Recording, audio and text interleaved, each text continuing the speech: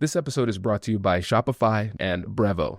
Do you want to level up your marketing fast? Meet Brevo, an all-in-one marketing and CRM platform that helps you to run email and SMS campaigns, manage leads, and automate follow-ups. Plus Aura, Brevo's AI assistant, helps you write smarter campaigns and optimize performance. Start free or use code ANYTHING50 to save 50% on starter and standard plans for the first 3 months of an annual subscription at brevo.com/anything. Shopify makes it easy to sell online and in person with customizable templates, built-in AI tools, and built-in marketing to help you reach your customers faster. The all-in-one commerce platform to start, run, and grow your business. Start your $1 per month trial today at shopify.com/Kwame. That's shopify.com/KWAME. Welcome to this Negotiation Masterclass edition of Negotiate Anything. With over 1,600 episodes featuring some of the world's brightest minds, we've carefully curated 3 powerful conversations for you. What makes this so special is that you'll hear how different experts from different industries approach the same challenge in their own unique ways. Our goal is to give you multiple perspectives so you can build your own unique style. Success doesn't look the same for everyone, and in this masterclass, you will see exactly why. Let's dive in. I realize that a lot of times we just hold ourselves back, and the only thing that's between us and the life of our dreams is the willingness to just take a big swing, you know? And so this book and your story is like the epitome of what it is that we're trying to encapsulate with this. So this is great. Thank you so much. Unfortunately, whether we like it or not, there's a quote that seems to be getting more real as I age, and that is entrepreneurship is a young person's game. And the truth is that when you take big swings, you learn lessons, and you are very proud of those lessons. You've earned those lessons. The problem is sometimes they teach you the wrong lesson, and it's not to swing again. And so going into Quest and building Quest, it was the naivety of the beginner. We just knew enough to start the company that we never should have started. And in that, we had the audacity to see it through for it to become what it was. But a lot of us, I think, take the swings, miss, take the swing again and keep missing, and then realize maybe we shouldn't swing like that. And sometimes, unfortunately, it takes the messy swing to get to the goal. So anyway, that just came to mind as you were saying about it, that the big swing can be amazing, and yet sometimes it can be detrimental. You're so right. This reminds me of something my mom would say. I grew up playing tennis, and we love watching tennis. And sometimes you would see a young upstart going and doing something incredible. And my mom would always say, they're too young to be scared. They don't even know because they haven't been hit hard by life yet. And that's a really interesting dynamic, though, because you're right. Because sometimes you take the big swings, you miss, and then it's almost like learned helplessness. You say, well, you know what? This isn't for me. And how do you break through that? I remind myself that it's true. And because you always feel in the moment that how you are feeling is right. And so when you think to yourself, I'm not going to take that big swing because when I did it, this happened. This is what I learned. This is what I remember. And so cool, I just won't try it. I just remind myself that that is the mindset. That is the exact trap. And so understanding the trap and then recognizing when you're in it allows me to then shake myself up and say, okay, well, what can I do right now that maybe the earlier Lisa didn't see, the earlier Lisa couldn't have predicted. And so it is sometimes important to remember that you have to get out of your own head, like you said, and go back to your gut instincts. And let's just take YouTube, for example. It was all in my head. I was not attached to my heart. And when I actually started to see the goal move backwards, I wasn't helping more women. I was helping less women. I said, what am I showing up for? And in that reminder of why I was showing up, it reminded myself that just because I know the YouTube data, just because I know and understand YouTube algorithm, it doesn't mean that I should ignore my gut instincts. And so where is that place where I can listen to my gut instincts, but still have the knowledge to understand and adapt when things go wrong? And so that has become part of my new evolution to say, just because I think it, just because I've experienced it, it doesn't mean that I can't listen to my gut instinct that maybe be saying something completely opposite. And when it comes to running a business, it's so freaking difficult because the truth is you have to be able to do both. You have to be able to hold two competing ideas in your head. One is that the data is a story and you cannot ignore it. And two, the fact that it is a story, but you should ignore it is also the other part to it. So it's like the levers, which one are you going to pull right now to serve your bigger goal? It's you encapsulated this perfectly because it almost feels like I don't know, when you're balancing those competing thoughts in your mind, sometimes you say to yourself, I made a good decision the other day because I went for my gut. And then you can say, I made a good decision a little bit ago because I went on data. Like, how do I make decisions? Well, you have to figure Mm-hmm. out, you have to have that discernment to know what lever are you pulling at what time. And that can be really tough. And I feel, do you feel like it gets easier? No, I don't think it gets easier to make the decisions, but I think it becomes easier to bounce back. Um, And because you realize it's not about you, you realize that if you're going to take a chance in life, you are going to fail. It doesn't mean that you are a failure.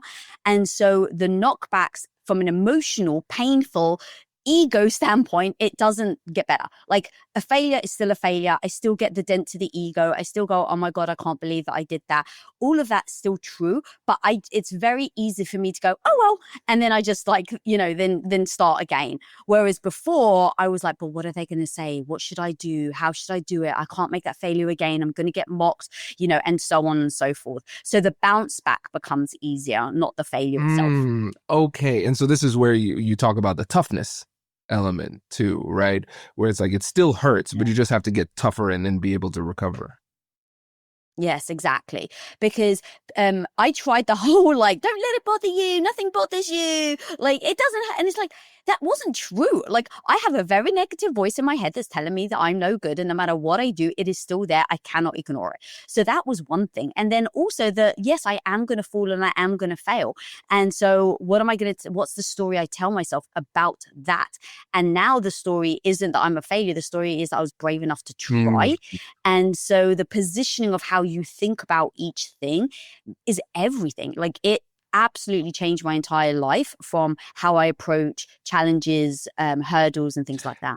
This is good. And I'll tell you, that was one of the most validating parts of reading your book too, because I think I, like a lot of people, when we look at you, we say, all right, Lisa, incredibly confident. Your book is radical confidence. It's like there's you have a bulletproof mind. And then to hear that you still have that voice, it was validating because I said, oh, I'm not broken. Because sometimes it really messed me up because I read the book, the subtle art of not giving a fuck. And I was Oh like, man, that sounds so liberating. And then I continued living my life and I kept on giving fucks. And I was like, is there something wrong with, wrong with me? Like, how do I stop caring? I can't do it. exactly. That was the thing. So then you start to think, is something wrong with me? Because other people are saying you shouldn't be bothered by it, but I really am bothered. And what I realized is that it's okay to be bothered. It's okay to want to be liked. It's okay to want to seek validation and approval. Like it's actually okay. The problem is do you let it get in your way in detriment of yourself, your self-esteem, and your goals? And that is what I focus on. It's like, okay, yes, I don't have a positive mindset and I do have a negative voice. And while everyone else is telling me to love myself, I really don't. And so how do I use that as empowerment? Because I can't change how I am, the fundamental, like it felt like the foundation of who I was. So how do I use that as, like, I like to use the superhero language. How do I use that as my superpower? How can I use this as something good instead of something negative? And the first step was actually owning it. Actually, I do care. And it's okay to care because this is actually what gives me the empathy in order for me to connect with my community. Okay, great. That's fantastic. That's a great story to tell. But now what are you going to do about it? And the truth is, if I let that insecurity hold me back, then I really am letting it control me. But if I'm okay with knowing, okay, look, Lisa, if you take this next step forward, maybe they're going to be people that don't like you. Maybe they're going to be people that are upset with you.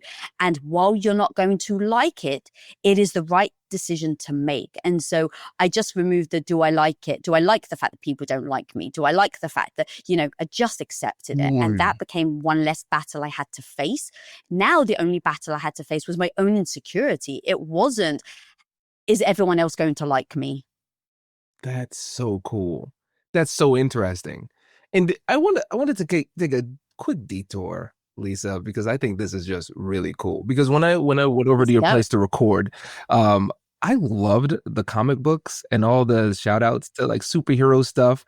Is this a uniquely you thing, or is this a Tom thing too? Do you So we both went to film yeah. school because we both love the power of storytelling. I think that it is a beautiful form where you can manipulate someone to feel amazing. Obviously, you can manipulate someone to feel badly. Just watch a horror film or a serial killer film, and you're not going to feel great leaving that.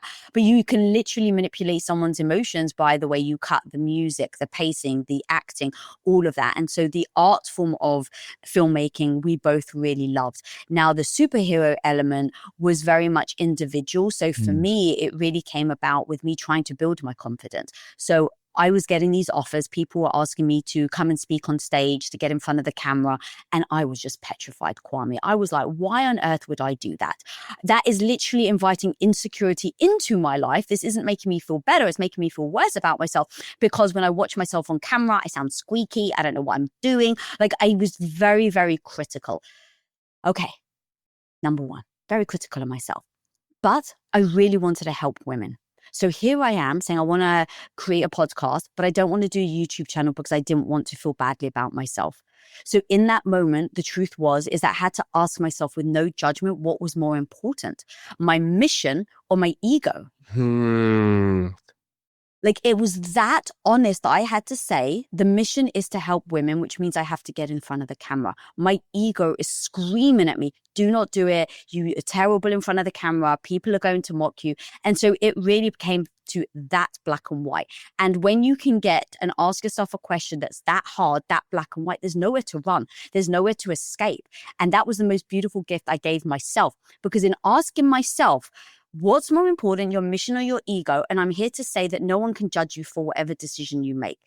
The only decision you can make is what is right for you. So even though I chose my mission, I am not saying that people should. I'm saying you just need to make sure that you make a decision that's right for you. And what I mean by that is, how do you feel about yourself when you are by yourself?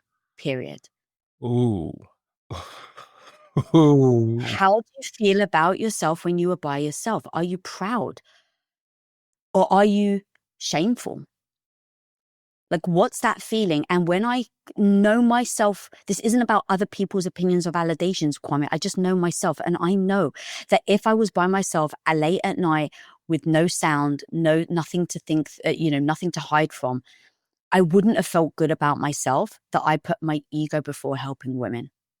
I just wouldn't have felt good about myself. So now you can imagine when I ask myself that hard question and I choose my mission, now I've got no place to run but to get in front of the camera. I've got no place to run.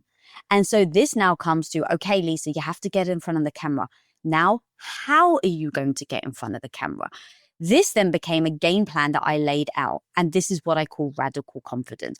It means that your confidence will become the byproduct of taking action, which means that you have to do it even when you don't feel good about yourself. Now, it's very easy to tell someone, oh, just do it anyway. Like that really winds me up, because it's like, if you actually know what it felt like to be this insecure, just telling me do it anyway won't help. That is the worst advice ever. So I said, instead of just blanket being like trying to be like really woo-woo motivational, I was like, what does it actually take for me to get in front of the camera and feel good about myself? And so I just wrote a game plan. And one of my favorite movies is Karate Kid. Wax on, wax off. Practice, practice, practice. So can I give myself the grace to keep falling long enough so that I can keep getting back up, so that I can get good enough to become competent, that then leads to confidence? So I said yes. So now what does that plan look like? And I just wrote it out. And it was, I'm going to film myself on my iPhone and I'm going to watch it back, but I'm not going to post it. I'm then going to do it a few more times and then going to show my husband. I'm going to ask him to give me critical feedback with no emotion.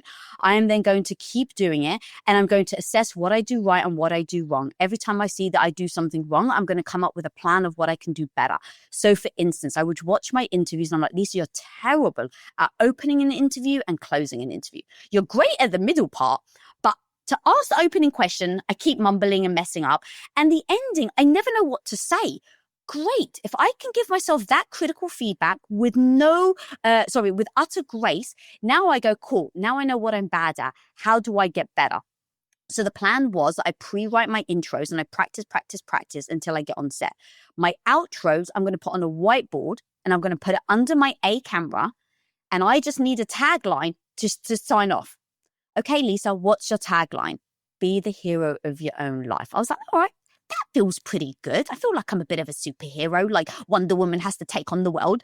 So I wrote this tagline, be the hero of your own life. And I put it on the whiteboard and I put it under my A camera. So now I had somewhat of a cheat sheet of how I'm petrified, actions I'm going to take, my assessment of my actions, and then training on my actions and then getting better over time, improvement. So I then go from interviewing and then quickly turn to my A camera. I glance down, I see my exit line, and now I've got it. You practice that enough, wax on, wax off, just like when he goes to do the crane kick at the end, it becomes automatic. So over a period of like 6 months of turning to this one tagline that I used to say, then I just remembered it. And over time, I got very comfortable in just spitting it out. And now I was no longer at my end closing an interview. Okay, that was a very long way of me saying that's how I built my confidence. I just tried over and over and over again to find a way to improve without denting my ego, without feeling bad about myself. Now, the last piece, so that's kind of a bit of the superhero thing. The last piece is that then led to me hating watching myself. I don't know about you, Kwame, but this is a very common female thing where you walk past the mirror and you just insult yourself. And it's in your head and you don't realize you're doing it. And it's so automatic, you don't think about it. Just anyone listening right now, just take inventory for like a week. How often do you walk past a mirror and say something negative? Oh, my butt's flat, or my belly's flabby, or oh my God, I got zits today. Write those down. I realized I was cruel and mean to myself every time I would see myself. So I said, okay, this is a problem. It's not helping me to my goal. What am I going to do differently? So I came up with another plan of breaking a habit that I know I have, right? I have a habit right now that I just keep insulting myself over and over in the mirror. I know how to break the habit. How do you break a habit? You have to adopt a new habit. You have to, interrupt it, pattern interrupt it. Okay, how am I going to pattern interrupt it? Well, if I look at myself in the mirror, what am I going to do that pattern interrupts it? What if I buy a Wonder Woman necklace and I just put it around my neck? And for 30 days, what if, because we learned about habits, what if I just repeat to myself for 30 days that I'm a badass like Wonder Woman? Would that make me more confident in front of the camera? I don't know, but I have to get over this petrifying feeling of getting in front of camera. So who knows? Take a stab at it, Lisa. So I go on Amazon, I buy this super cheap $30 Wonder Woman necklace. And for 30 days, I kept putting it on. By the end, you better freaking believe I felt like a superhero. And that is how I ended up building part of my confidence to get in front of the camera. Now, if you look at me now, if people are watching, I have a Wonder Woman necklace that just happens to be 10 times bigger than my original one because it worked so well. My husband had this made for me. But I still have that cheapy $30 Wonder Woman necklace. And that was part of how I built my confidence. I didn't just start one day and said, oh my God, I can figure this out. Like it was a stumble, a get up all along the way. But I never let anything, including my own negative mindset, get in the way of my goal. And it was because, going back to something I said earlier, I just made a decision that my mission was the most important thing. And so any hurdle that I came across, I was willing to combat it. I was willing to take a sledgehammer to it because I'd made the decision. I think a lot of people don't make the decision. You paint a picture of what you want, and then as you get on the journey, you realize it isn't what you think it was going to be. And then you fail. And then 10 years later, you beat yourself up over the fact that you never achieved something you said you were going to. Oh my goodness. There's so much to explore here, Lisa. Okay. Well, the first thing that I want to address, do you remember when we did our interview? I remember you did the intro and then you did the outro. And I looked back at the camera. I was like, how did you do that? What? I was blown away. I was like, that was the most incredible thing I've ever seen. How'd you do that? And now it's so cool to have this conversation with you now, and having read the book, I'm saying every element of your success was earned through hard work. You recognize the things that you were good at, you maximize those strengths, and then you also recognize the gap between where you currently were and where you needed to get to in order to accomplish your mission. And then you worked really hard to do this. And it's really cool to see how you were able to take what at some point was a weakness and turn it into a massive strength. Because I've been on all these podcasts before, like that was exceptional. But again, it was because you worked so hard to earn that confidence. Yes, and it was dedication. Like I mildly dyslexic, ADHD, like all these things that I had growing up, I just thought something was wrong with me. And if you look at a lot of people who actually have achieved interesting things, they usually have some form of like, I'm not sure if it's considered disability, but a shortcoming, if you will, because you just work hard enough to overcome it. And so the truth is that I really don't believe there's anything special about me, except for the fact that I push myself to keep getting back up, and I don't take my emotions as facts. Ooh, deeper. Go deeper on that. I knew it. I was like, I was just going to hit with him. I just don't take them as facts. So let's say, for instance, you're hungry. You don't get to eat. And Kwame, your wife, comes to you and she's bugging you about something. And then your kid comes to you and he's asking you 1,000 questions and you feel like you've answered it, but he keeps asking you and you're just getting hungrier and hungrier. How do you respond? I stay quiet as long as I can because I know that you're a good man. Next thing I say is going to be a mistake. Exactly. So if we can all just accept that hangry is a thing, you react in a way over something because of your body isn't functioning in a correct manner. I mean, I'm not a doctor, but you're just not. And so if we all know that hangry is a thing, that you get angry just because you're hungry, then we can accept that other emotions can have the same type of knock-on effect. And that it doesn't necessarily mean in that moment that the way you are perceiving it is accurate. Now, it's really hard to remind yourself of that in that moment because it feels so real. Right? Like when someone is disrespectful to you, it feels disrespectful. You feel offended.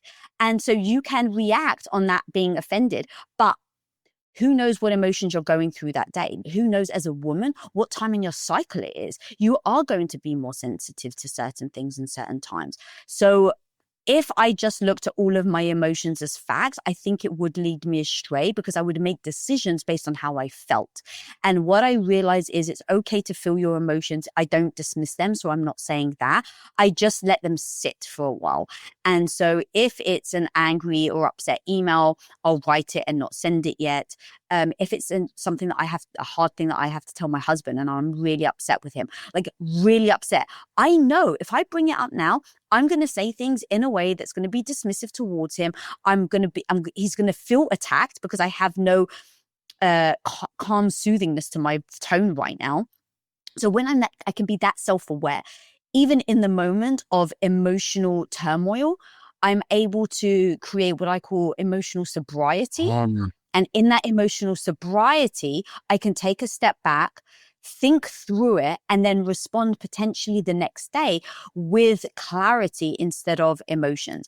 And so, yeah, the emotional sobriety thing was very big for me in how I show up to things, especially in running a business, because I feel so deeply that I take things deeply and I would respond with emotion. And the thing is that when you respond with emotion, whether it's in your relationship or when it's in business, people start to dismiss you and you can fight that. I'm not bothering to fight it. I just go, it's true. And so the question is, what's your goal? If you're in a meeting, you don't want to be dismissed, then don't do things that are going to dismiss you. Wow. And that means do not react on emotion. Are you ready to take your business marketing to the next level? Meet Brevo, the all-in-one marketing CRM platform built to help you connect with customers, boost engagement, and grow your business smarter. With Brevo, you can manage all of your customer interactions in one place, nurture leads with their built-in CRM, reach your audience through emails and SMS, and keep them coming back with powerful automations. But here's where it gets really exciting. Meet Aura, Brevo's AI assistant. Aura helps you craft smarter campaigns by suggesting personalized content, optimizing send times, and even analyzing performance data to help you improve your strategy in real time. It's like having a marketing expert on your team 24/7. And of course, Brevo offers advanced analytics, seamless integrations, and AI-driven personalization, everything you need to create multi-channel campaigns that hit the mark every time. Get started for free today or use the code ANYTHING50 to save 50% on starter and standard plans for the first 3 months of an annual subscription. Just head to www.brevo.com/anything and take your marketing further with Brevo and Aura. Let's talk more about emotion, because this is critically important. I mean, it's a major driver of decision making, which, like we discussed, can be very problematic. But then they're also real in terms of how they feel. But there's a difference between facts and feelings. But in the moment, they feel exactly the same. So how did you get on this initial journey of first developing this level of self-awareness? Because that's where it starts. I do have to give my husband credit, because as we were starting Quest Nutrition, I'd been a stay-at-home wife for 8 years. So I had zero business experience. And so coming into a company that was growing at 57,000%, like it was just growing so quickly, there was no time to really wallow. And so as we were starting the company, our house was put up for collateral. So because our house was put up for collateral, if the company fails, we lose our house. So now you can imagine, you have emotional responses to vendors being mean, to a guy dismissing you, to the UPS manager treating you like garbage. Like, you can have emotional responses to all of that. At the end of the day, if you don't get those packages delivered, you don't get to keep your house. So that became a very quick awakening to, you can be mad at this person. You can stand your ground. Because I used to love standing my ground, Kwame. I was like the person that would put a stake in it. And I was like, you are not crossing this with a 10-foot pole. Like, I felt good. I felt confident about putting that stake in the ground because I felt like I had my own back. The problem is, when it comes to business, that's all emotional. You're standing your ground under principle because they spoke to you a certain way. Okay, but going back to business doesn't care. Business doesn't care about how someone spoke to you. It cares about the math. Either you can pay your bills or you can't. Either you can pay your employees or you can't. Like, it is that simple. And so every moment I started to get emotional over something, my husband would just basically call me on it. And it's like, all right, well, you can stay in your feelings or you can figure it out. And every time it was like, yeah, he's right. Like, he's relying on me. The company was relying on me because I was in shipping. I was developing our shipping because we were growing so quickly. And people were just relying on me. And so every moment I got in my feelings, I wasn't coming up with a conclusion. I wasn't coming up with an answer. I wasn't coming up with a solution. Like, I just was stuck. And that became the realization that, interesting, I feel a lot. And I really do believe that my feelings are true. But it doesn't matter when it comes to business. And then, look, the business for me was a means to then the mission. We were getting emails from people, in the Quest, who were trying Quest bars that had lost so much weight, they now can have children. We were getting emails from people at the time where it was actually a woman from the anorexic community. And she said, thank you for making me okay with calories again. Now, I was brought up with a mum that was borderline anorexic. So you can put now all of these things together. We're building this company. I'm very insecure. I'm trying to figure it out. I don't want to lose my house. And also, we're actually saving lives. Not just like pretending to save lives. We're getting now emails every day from people telling us that they were about to starve themselves to death, but now they found Quest and they're okay to eat calories again. Like, all of that becomes very real. So now you can imagine, as we're building the company, as I'm looking at my emotions and I'm like, your emotions getting in your way from you doing this, it no longer is about your house anymore, Lisa. It's about saving lives. Now, you can be emotional all you want, but are you actually getting, are you going to, going back to, are you okay? And do you feel good about yourself when you're by yourself? And so all of this kind of all came together in this somewhat whirlwind of me understanding that when I would manage my emotions, when I would manage to get emotional sobriety, it led to clarity of decisions. Those decisions led to executions. Those executions led to creating more products, building the company, helping more obese or anorexic people. And so it becomes this like self-prophecy type of loop that then encourages to keep going. And so the more you do it, the more you can joke about your emotions and then not take them seriously, the more you can give yourself grace when you have the emotions. So it really did become this reinforcing thing that this was the right way for me to Yeah, approach this life. makes a lot of sense. And I love the fact that we're starting from the inception of this because we can tell that it's not an accident that you've gotten to this point. It was a series of small decisions, lots of discipline and focus, and you got to this point. And again, a lot of times people look at people at your level and they say, okay, well, she was probably born this way. And I love the fact that you are humble enough to take us back to the beginnings and show us how you were built this way with intentionality. And when you think about all of the things that you have accomplished over the course of your life, which of those things do you think you are the most proud of? My relationship with my husband. Mm, I don't even have to think about that. That's I'm very proud of the things I've achieved, especially my own evolution. Like that is way better than even the business stuff. That's so internal. I used to be the young girl that hated the way she looks. So to think of how far I've come and how much I've worked on myself to be built, I'm very, glad and proud of that. But my relationship with my husband by far has been the biggest joy of my life. And you can take the company away, you can take the finances, you can take the businesses, you can take my YouTube channel. But the truth is, Kwame, like I could be very happy in anything as long as I have that man by my side. And there have been a couple of moments where we had to look hard at like, oh, we have to make mm. a decision right now between business and relationship, or what are we going to choose? And every single time, neither of us hesitated, and we said, well, love comes first. And so that has always been like my North Star, my grounding force. Amazing. And that's something that came out and I love to see in the book too, because I don't know. I know I told you this. Whitney and I, we got married on graduation day from undergrad. So we've been together Mm. forever. And we always talk about the fact that the closeness that we have and the support that we have for each other, that was the catalyst for where we are today. I cannot imagine where I would be without her and vice versa. And what's interesting, I've noticed, tell me if this is just me, but I feel like I've noticed a lot of high performers don't mention their spouse very much. And I Mm. wondered for you, because you made it a focal point of the book. What do you Mm. think holds other people back from talking about it so much? I don't know. I thought that was it was very noteworthy that I saw that in your book, and I was interested in how Oh, thanks. rare that seemed. Yeah. Oh, that's interesting. So I'm not sure why people don't necessarily talk about it. It could be because sometimes some people don't even understand how they got where they got. So Tom and I very much understand the relationship dynamic, the sacrifices, the rules, the boundaries, all of the things that we put in place in order for us to succeed.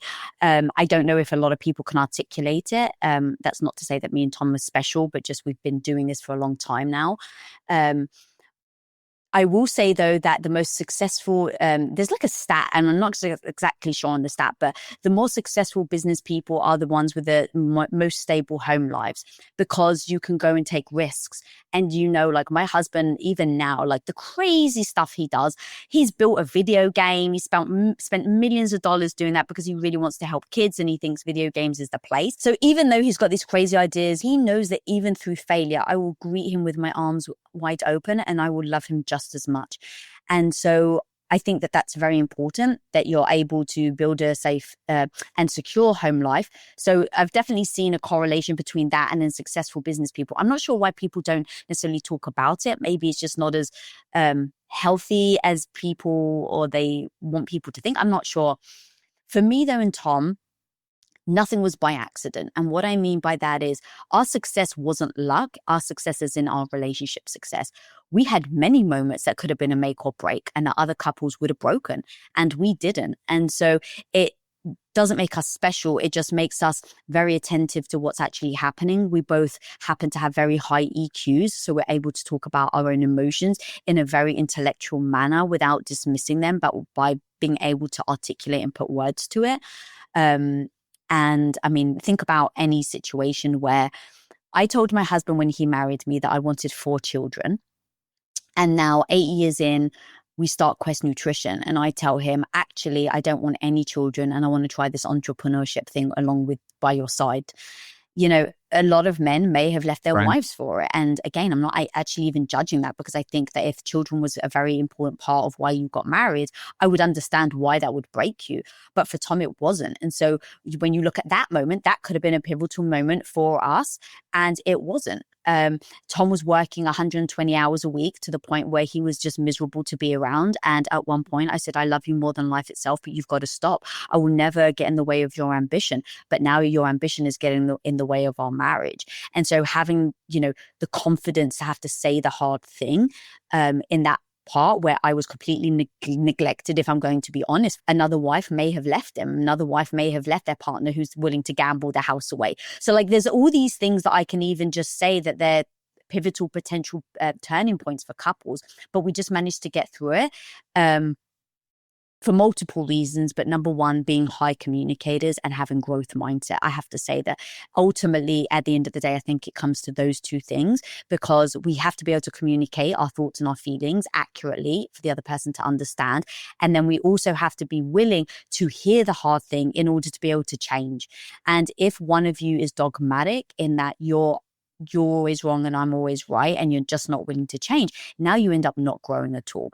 So I think that those are the two things that, at least for me and Tom, allowed us to have such a long lasting relationship. But again, I want to make sure that it is very heard that we've had moments of this is a pivotal, this is a make or break for us.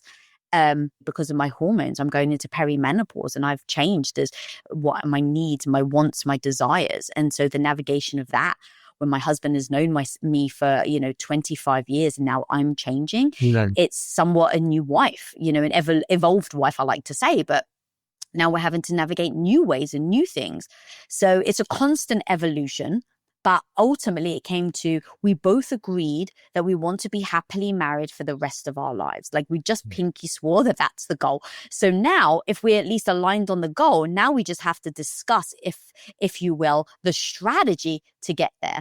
And so that's what we've been evolved every time is, okay, well, this strategy no longer works. What new strategy are we going to use in order to live the rest of our lives happy? And I know I kind of diverted a little from your question, but that's at least how we've been able to navigate it through successes and failures. No, there was no diversion. That was perfect, because I really like the synthesis of communication and growth mindset as the two keys. Because as you said that, I kept on going over it. I was like, this is my lawyer mind. I'm like, there has to be something else. Think about your life, Kwame. And then I thought about it. You're absolutely right, because it's not just you making sure that you have a growth mindset. Your partner also has to have a growth mindset as well. But also you have to believe in each other's growth mindsets too. Because if you have a fixed mindset about their growth mindset or lack thereof, then you say to yourself, why would I even have this conversation? Because this person is incapable of change. Exactly. And so then look, it can be just as toxic the other way, where you really believe the person's going to change and they never change. And now you're just in this cycle of emotional somewhat abuse, because you're believing something that is never going to come into fruition. And so you keep holding on to hope. You keep holding on and forgiving all the errors and mistakes that person makes, because you so believe that they have the ability to change. Therefore, it means they will change. Even if you have the ability, it doesn't mean that you're going to be willing to. Well, and that goes into something that we explored on our interview on my show, on your show, which was like the toxic relationships too. Because I recognize that the point that you made about the relationship being essentially the foundation of everything, you're absolutely right. Because when I know for me, when Whitney and I are off, nothing else really matters to me. It just like nothing else matters. It doesn't matter how successful I am. I still feel like a loser because Whitney's the goal. And if you have a really strong, supportive partner, it really does give you that feeling of safety that allows you to take bigger swings and try new things, because you say, well, rock bottom isn't that low as long as I have this person by my side. But then the opposite is also true. If you have somebody who's toxic, who's bringing you down, you might have all the skills in the world, but you won't be able to achieve, because that foundational element of your life is pulling you in the wrong direction. Yeah. Exactly. And Tom was the person that was actually helping me fly. He was helping me spread my wings and really, go out there and take chances.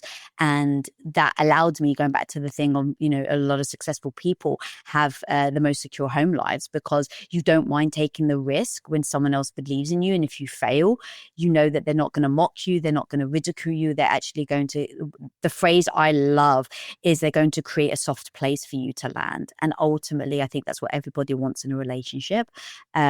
And so the question is, are you with somebody who's willing and capable to do that? So it's the soft place to land. It's hard. Because I was thinking there were some business troubles earlier in the year, and I was like hesitant to tell Whitney. And then I told her, and she's like, Kwame, I was with you before all of this. So why would I have any problem if we have like a hard season? That. What was your answer, if you don't mind me asking? Why do you worry, even though you knew that she was there before? Well, I think it was for me. It wasn't her judgment that I was concerned about. It was mine, and it was projection, if I'm being honest, because I was like, man. Your judgment about how she would think about you, or your I judgment think of it was my yourself? judgment of myself and the assumption that when she got that information and recognized it was a tough season, then she would judge me in the same way, even though there was no history of judging my performance in anything, right? And it's so funny looking back because it was illogical, but it goes back to what we were talking about. It was very emotional, and those emotions could feel real. And I was saying, oh man, I thought I was past this point in business, and I thought that I was like we wouldn't have these types of questions or concerns or difficulties. But I said, man, I was feeling like a loser at the time. And so I was afraid to share because I personally was feeling shame. Whitney's like, oh, yeah, I mean, that happens. You're trying to do something hard. Business is very hard to do. And when you go through those hard times, she's like, well, it'll be like any other hard time you've ever had, because your pattern is things go well, you have successes, then you have a little hiccup, and then you take that super personally. And then you win much bigger as a direct result of that thing. And so she's like, I know it'll be like a hard couple of months, I guess, but the kids won't notice. Nobody else looking from the outside would notice. It's only you who's noticing. Yeah. And as a result, the business will build and you'll be better for it. That's your pattern. That's what you always do. I was like, why I should have told you this before. Now I feel reckless. Yeah. Well, the thing is that's probably part of your superpower, though, right? Is actually feeling that in order to push yourself to come out of it. And that's one thing that I think people want to, and I get it. It freaking sucks even now, like this late in the game that I've been in business. Like it still freaking sucks. But the truth is that you have to feel the feel in my opinion, in order to go, this sucks so badly, I don't want to be here again. And so if I don't want to be here again, what am I going to do? Well, it means I have to wake up earlier today. It means I have to work longer today. It means I have to push through this thing today. It's like all of those things are real. And so even though we want to bypass the suckiness, it's the suckiness that actually gets you to then get on the path of, execution. And so part of maybe what you need to do, Kwame, is exactly that, is feel the shame. And I hate to say it because it sucks, but sometimes that is part of it. And so I battle, like, again, going back to the two competing ideas, it's like, it really sucks. And when it happens, I don't like it. But then at the same time, I'm like, but Lisa, you actually need to go through this in order to get shaken awake. And so I try to just remind myself in that. And it does feel a little better, but at the end of the day, nothing will take the suckiness away. And that is just, you're so right. Because I had to think about it. Every massive success was right after a valley. Every peak was right after a valley every single time. And the thing that I really don't like this about myself, but it's true. I just don't really grow that much when things are easy. And it's like, oh, there's like a part of me, and this is the dueling mentality too. There's a part of me that says, man, this has been a hustle. It's been hard from school. Everything is just working hard. I wish I could turn it off. I wish I could turn that ambitious part of me off sometimes, Lisa, and just be like peaceful and just like, okay. And then what's interesting is that every once in a while I'll hit this point where I'm like, oh, this is a coasting point. And I could coast for a few months, but then there's something inside of me that just always wants more.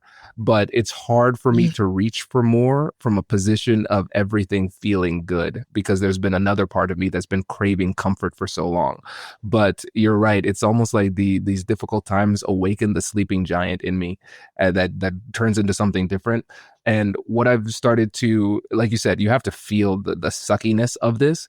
But one thing that's been helping me is thinking about it from a narrative perspective, where I say, oh, okay, Mm. cool. So this is the part of the story where the hero is down in the dumps. He feels bad. That's how I feel right now. Okay, cool. So if this is a story, how would you want your character to handle this situation? Is this the part where your character, the 4-year-old comes into the room and then you freak out?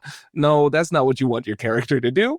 Your character Yeah. can still show up for his family and do the right thing while still feeling bad. Wouldn't that be a better story for your future self to enjoy? And so when I start to think about it narratively, that brings a little bit of playfulness and helps me to detach a little bit. Even though it is very tough, I say, okay, this is just, this is character development, and it just makes for a better story. Oh my God, Kwame, honestly. So when we first met, there was definitely a connection where I was like, I feel like we've known each other for so long.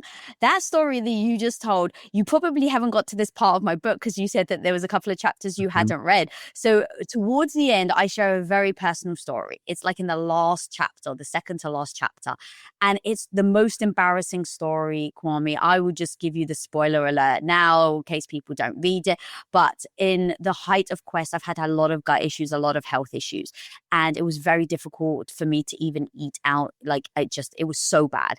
But it's our anniversary, height of Quest. Tom's like, babe, I want to take you out. I want to treat you. So we go to Cut, which is at the Beverly Wilshire Hotel. I'm in shorts and a tank top. And to cut a very long story short, I needed to go to the restroom urgently. The restroom was very far. I didn't make it.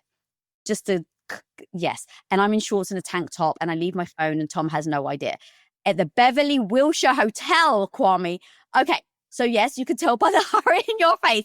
Our anniversary. So imagine, I'm trying to be sexy. I got knee-high boots on. I don't have a sweater. I got a tank top. I'm rushing to the restroom. I don't make it, and now I don't have a phone to call Tom to tell him to Oh come no. save me. So, so I'm like, what do I do? Like, literally, what do I do? And I go into the restroom and I clean up, and it's not number one. So I clean up. Yes, even worse. And again, it's still hard for me to even talk about this story because it's so traumatizing. But the great news is, why am I bringing it up now on your podcast? I decided to write about it because in that moment, I managed to clean up. I literally run into the restaurant in the hotel, and I literally said to Tom, grab your bag, we have to leave right now. And I just ran outside. So he comes out and he's like, what's wrong? What's wrong? What's wrong? I just burst into tears, and I'm like, give me your jacket. So I burst into tears, and I'm feeling like a big loser. I'm like, I'm supposed to be sexy. It's my anniversary. I'm supposed to be a grown woman. Like, all of this is coming flooding in. I've got the height of embarrassment. We've literally, our company just got announced as $1 billion company, and I'm literally crapping my pants over here. I'm so in shame and embarrassment and just, oh God, I feel so bad. And in that moment, I was like, all right, this story is either the story that you bury in the desert and it never sees the light of day. I will swear Tom to secrecy. He will never say another word, and I will pretend this never happened. That was option number one. But I was like, yeah, it will still stay with me. It will haunt me in my nightmares, but it is an option. Then option number two is I actually know that one day I'm going to tell this story in public. Okay, if I'm going to tell this story in public, what do I want the end of the story to be? It can't be that you just had a meltdown, Lisa. Yeah. Oh, that's a good way to So think about it. in Okay. So what did your character do so next? So in real time, I'm in the car, I'm crying, I'm feeling terrible. My hubby's like, baby, what do you want to do? He's driving home. And so I'm having this thought, what do you want the story to be? And I'm like, I want the story to be that I was able to spin it, that this became one of the most romantic evenings possible. All right, how the hell do you make this evening romantic? So for number one goal, right, I want to make this super romantic. So I was like, how do you do that? Now strategy. I was like, all right. So I wiped my tears and I'm like, all right, babe. And I just literally changed my tone immediately. I was like, all right, babe, this is what we're going to do. We're going to go home. I'm going to shower. We're going to put on matching onesies and we're going to cozy up. We're going to get whatever food you want, because right now I can't eat anything. That maybe popcorn, so we feel like we're bonding. And then we'll put on the most romantic movie we both love. And he was like, all right, that's the deal. So we got home, we put on matching onesies. He got a little bowl of popcorn and we put on The Notebook. Now, Kwame, let me tell you, I've been married now for 23 years. That's the one anniversary I remember. Oh, Now, let me tell you why, though. Apart from it being like a horrifying story, you know what I remember? That my husband didn't bat an eye. That through sickness and in health, to death to us part, my husband didn't bat an eye. He loved me just as much. He supported me just as much. He literally just took care of me. And when I think about why marriage, long-term commitment, life commitment, it is so that this person, that when you fall to your knees metaphorically, someone's giving you a soft place to land. And of all the anniversaries, of all the stories I can think of, that was one of those moments that my husband proved that he's with me till death do us part, sink or swim, we go together. And so apart from it, so it taught me lessons. It gave me the best takeaway from my marriage with my husband. And it taught me that I can pattern interrupt my emotions whenever I like. So it encouraged me to be able to do it more. And then I swore to myself that one day I would tell this story to help people. And so when I was writing my book, while I was utterly embarrassed as I'm typing, I literally just wrote the whole story out. And then my husband read it. And he's like, babe, you're not saying what actually happened. He's like, because I was like trying to be nuanced, right? I'm like, and I'm running to the toilet and I don't make it. He's like, nope. He's like, you promised yourself, babe, that you were going to own this story so that you never feel shame again. He's like, you got to own it. And so that's when I just wrote the actual words. And it became, so kind of coming back to what you were saying earlier, it comes back to when you write a character, like it is so much in your control.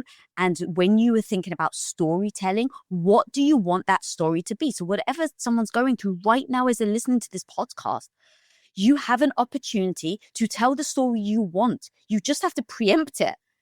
And so A, how are you going to pivot? B, when do you recognize that this is a story that can become the one that haunts you or the one that actually uplifts you? And then how do you over time refine it so that you can become emotionally sober enough that when these things happen, that you're able to emotionally regulate and then act in accordance? That's so good. First of all, the thing I listened to Impact Theory for a while, and so I knew Tom in that way. But then hearing you talk about him on the show, hearing you read him, like, Tom is so fucking awesome, man. He's so cool. And that's one major takeaway. But also, let's go back to what you said about the superhero stories, how the director, with the way that everything's cut, the music, everything, you can manipulate somebody's emotions. What it sounds like is that you've become the director of your own mind and emotions. And so you can shift it, and in order to put yourself in the right mental and emotional state for you to accomplish your mission. It's so powerful. Thank you. And look, I want to make sure people know this has taken years and years and years of me getting here, but you've got to start. So like you said, I use things as tools. So I experiment, I test, I see how I feel when I do things. So for instance, I used to be the person, I had a very unhealthy relationship with food. I mentioned earlier that my mum was borderline anorexic growing up. And so I had a very unhealthy relationship. I was the person running on the treadmill, counting every calorie, trying to be as skinny as possible. And it just wrecked my body. I wasn't healthy. And so going back to how do I feel, I started on this path of what are the things I can do and how do I feel when I do them? And I got to lifting weights. I tried yoga. I tried all these different things. I got to lifting weights and I was like, whoa, this feels good.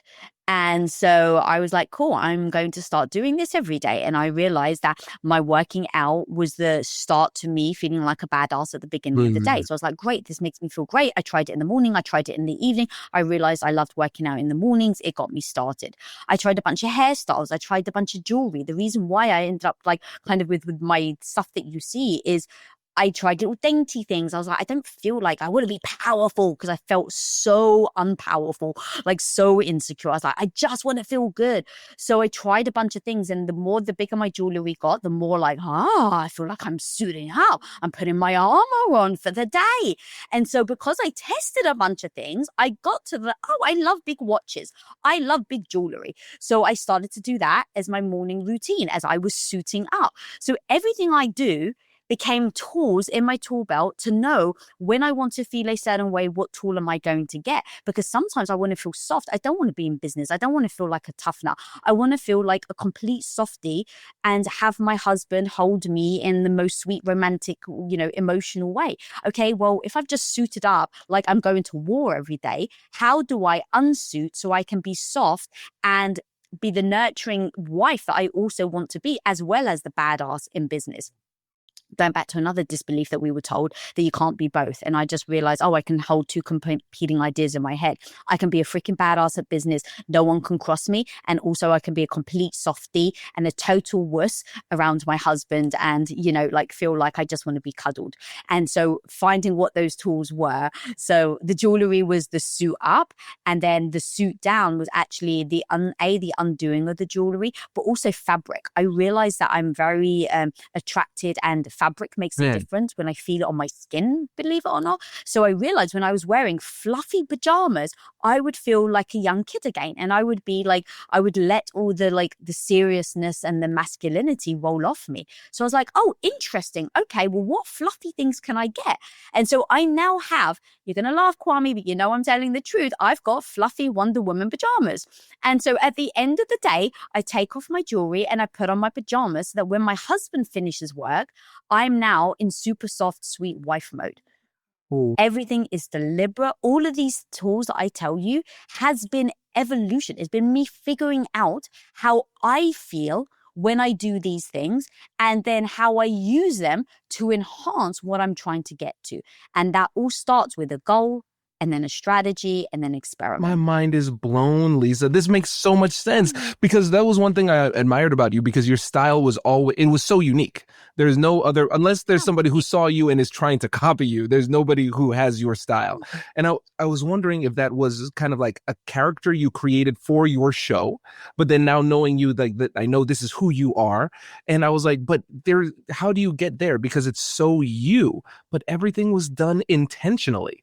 And I love how you essentially, and this goes back to your gut health thing too, because you've turned your life, who you are, into your own personal experiment, where you've given yourself the license to say, okay, I'm going to try this. I'm going to see how it feels, and I'm going to be 100% honest with how I feel about this. And sometimes you were kind of surprised by what you discovered about yourself, but then you also gave yourself license to be yourself.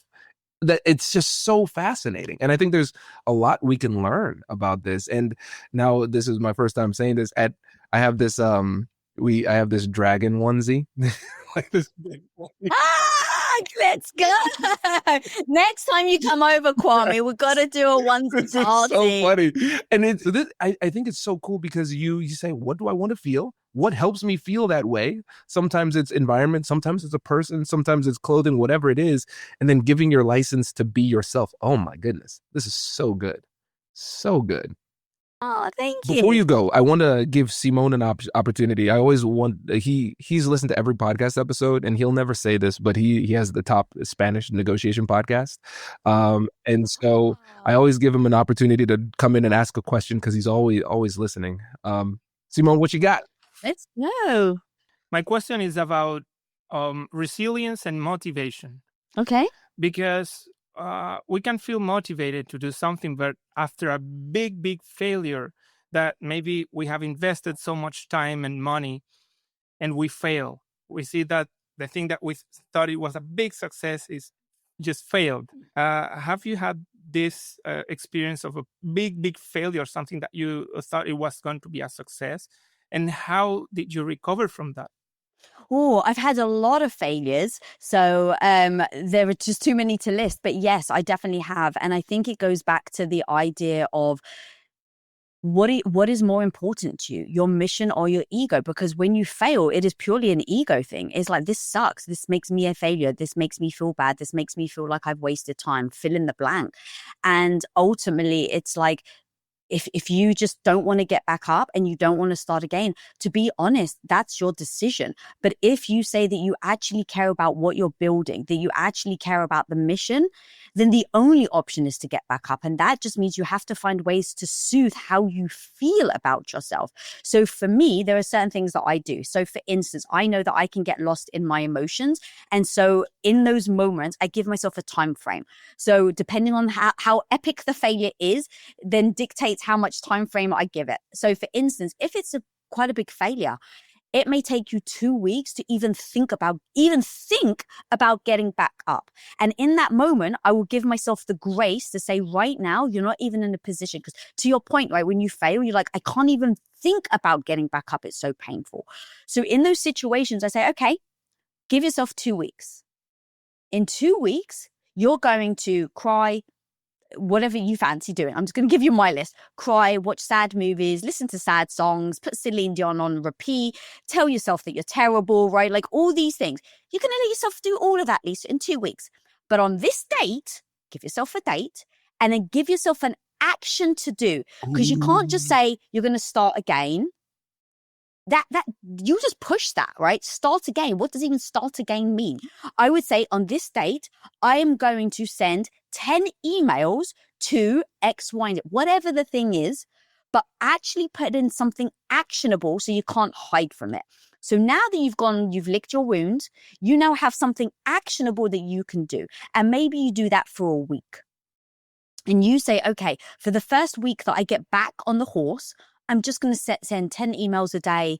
I'm going to finish at 2 p.m., right? Because again, getting all the way back on may be just too much for you. Ultimately, it's about writing out the action plan for you to follow so that you don't get caught up in the emotions. And then the other part is absolutely making sure that you give yourself grace to lick your wounds. Now, look, I'm saying that from what I need and what I want. My husband would hate that advice. I'm just going to be honest. He would hate the advice I just gave you. My husband, he would tell himself very negative things. He would say, come on, you promised your wife that you wouldn't back down. You promised your right. He would use guilt in himself to propel him to move forward, because that is what motivates him without bringing him down. That's the important factor. So he can do that and it won't bring him down. If I do that and I just talk the way he does, I will make things worse, not better. Excuse me. I will make things worse, not better. And so the advice I just gave is absolutely for someone that finds it hard to immediately get back up. But again, there's so many different ways that you can do it, and trying a bunch of things and knowing yourself will be the one that eventually ends up working, that you'll keep repeating. But if I put in the action things, again, removing the emotion, I'm able to now incrementally get back up and take the first steps forward. This is so interesting, the advice that you just gave, because there's only one other person that I've heard give that same advice, and that was Lauren Williams. You remember Lauren? She was an Olympian, the sprinter. She's actually, I think, the only person to win a gold medal. And so that was one of her pieces of advice. She said, like, whenever I lose or have a hardship, she's like, I give myself an opportunity to just have a pity party. Just let it, just feel it. And I think that's so smart, but also very strong for somebody to be ambitious and also just say, I feel bad and I'm going to allow myself to feel bad, but I'm going to schedule my recovery. I love that. Yeah. And tell the people in your life, by the way, that right now you're in feeling bad mode. Because what I don't want is for my husband to try and do me a pick me up. I'm like, no, right now I'm in the wallow mode. I've given myself permission to wallow. So I don't want you to fix it. I don't want you to ask me if I'm okay. Like, I just need a couple of days or whatever. So being even able to articulate it, there's a weird confidence around it. Like, in saying it, it kind of then gives you a bit more confidence, because you're like, yeah, I'm just going to own that this sucked. And it's just like, I'm not even sure what psychology would say about that, but it's a very interesting encouragement that when you say it, you feel less bad about it. Oh, that's so good. I love it. I love it. Lisa, every time we talk, every single time. I thought you did. Before you go, okay, what is the For the person who's listening, for them to become the superhero of their life, what is one little action Yes. step that they can take today? You have to set a goal and make it concrete. So the goal is the what, the what is it? The what, the how much, and by when. So because you're going to try and run. Anything else I say, you're going to give yourself an excuse. But if you actually write out the goal, the what, the how much, and by when, now you've got your own cheat sheet. And now you just have to go, okay, what am I going to do in order to try and get there? So you can get in your emotions. You can get into all the reasons why you shouldn't try something, or why you can't try something, or why someone else thinks you shouldn't do something. But ultimately, it's like, it's your life. You make the decision. And the only way to get out of it is to give yourself some form of blueprint so that you don't get held up in your emotions. And I know that was a bit of a little long It's answer, so good. But I think that last part is so important. By when? Because if you don't have a deadline, then you're always on time.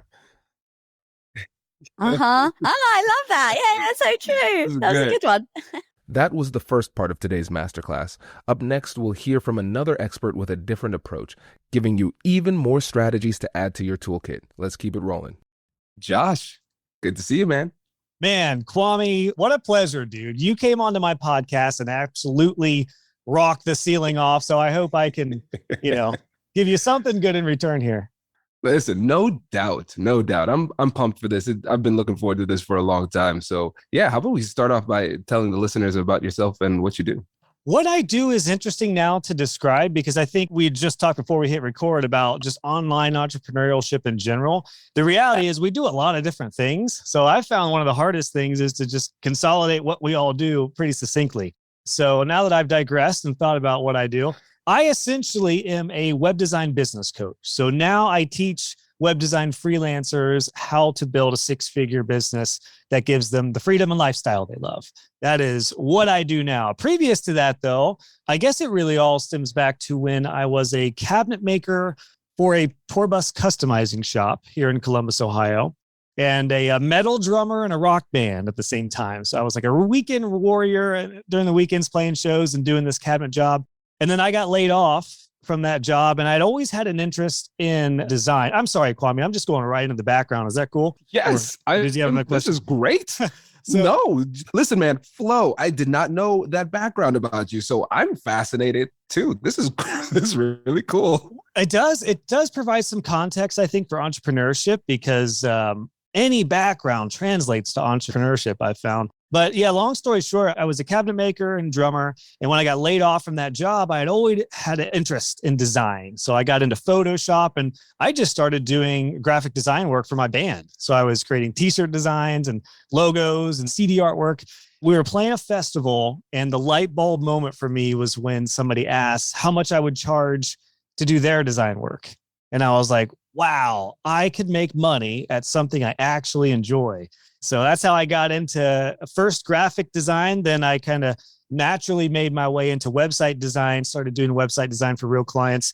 Next thing I knew, I had a business, and I became a full-blown entrepreneur as a web designer. And then I scaled a web design agency for 10 years before selling it. And now I teach full-time. This is so cool. First of all, like I said, I didn't know about your background as a cabinet maker and a drummer. I did not know that. That is incredible. And now it makes sense because I see the drumsticks at the back. Yeah, this is great.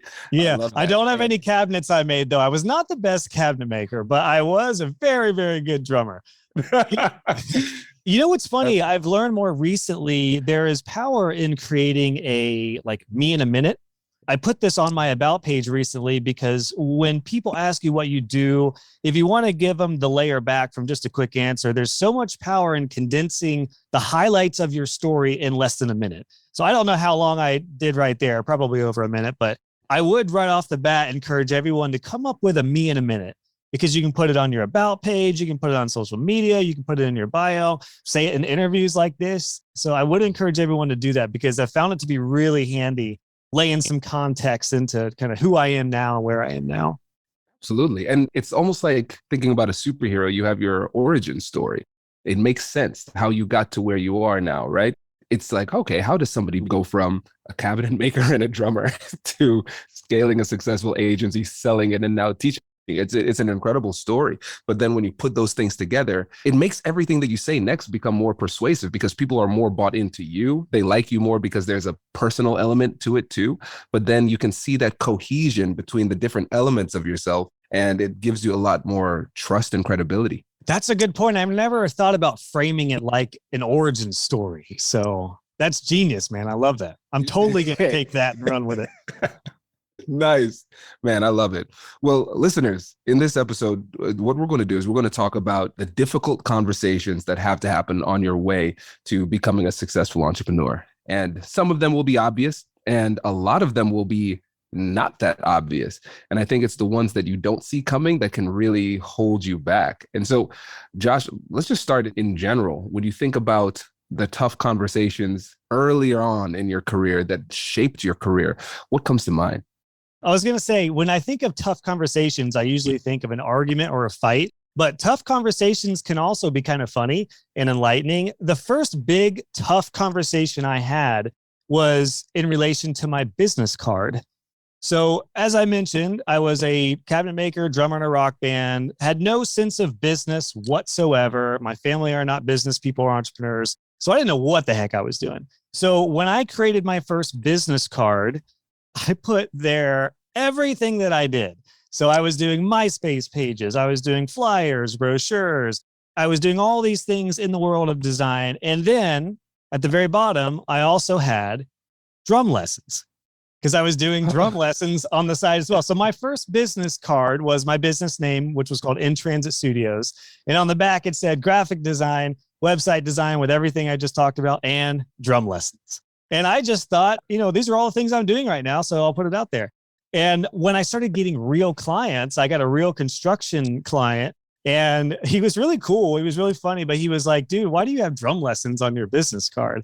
And I was like, oh, I'm just doing drum lessons too. So I just kind of viewed myself as like this media conglomerate company. I don't know. But it did make me have a harsh realization and a tough conversation about, now, like, how do I solidify my services and start to hone in on what I do? And then, like, I love cutting grass, but just because I can do it doesn't mean I should do it in the context of business. So yeah, that was kind of my first tough conversation, was like, oh, I need to figure out what I put on my card, how I present myself, and not put like drum lessons, which already shouldn't even be on the deliverable list with web design. So this is a great example for so many reasons. First of which is that in order to be a good entrepreneur, you have to have humility and self-awareness, because we're going to get a lot of feedback. There's no such thing as a perfect entrepreneur or a perfect business. There are going to be mistakes that we make along the way. And sometimes it's just because we can't see it, right? It made sense to you, but then seeing it from somebody else's perspective helped you to see it differently. So first you had that conversation with that person who helps you to see, all right, there's a different way. So you had to be receptive, listen effectively, and make that adjustment. But then internally, you have to have that difficult conversation as well, because it's like, okay, negotiating with myself. Because tell me if I'm off on this part, Josh. There's still a part of you where drumming was a major part of your identity, and it almost felt like a betrayal of a part of you not to put that on something as meaningful as a business card. every time I talk with you, Kwame, it's like a half therapy session. I totally agree. I feel like if I could look back as to like honestly why I put that on there, I do think it was a bit of a morph into a new identity. You nailed it. I was 100% a drummer. Like my identity was a drummer. I was known as Josh, the drummer. So when I became a designer and became an entrepreneur, yeah, I really warred with myself leaving that identity. And then, I mean, nobody knows me as a drummer now, except for my daughters whenever I play my electric drum set downstairs. Like now I'm a very different persona. But yeah, I think it was a change of identity through all that. That's really interesting. Yeah. And again, we're going to have these difficult conversations in general, but again, internally, that's going to be one of the biggest ones. And we have to figure out what our ultimate goal is. And the thing is that in reality, you still are a drummer. It's just not the part of your public persona as much. Yeah. And so we have to be able to reconcile those differences within ourselves in order to have that clarity.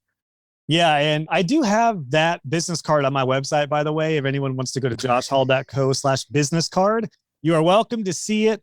On print, on the way. That is awesome.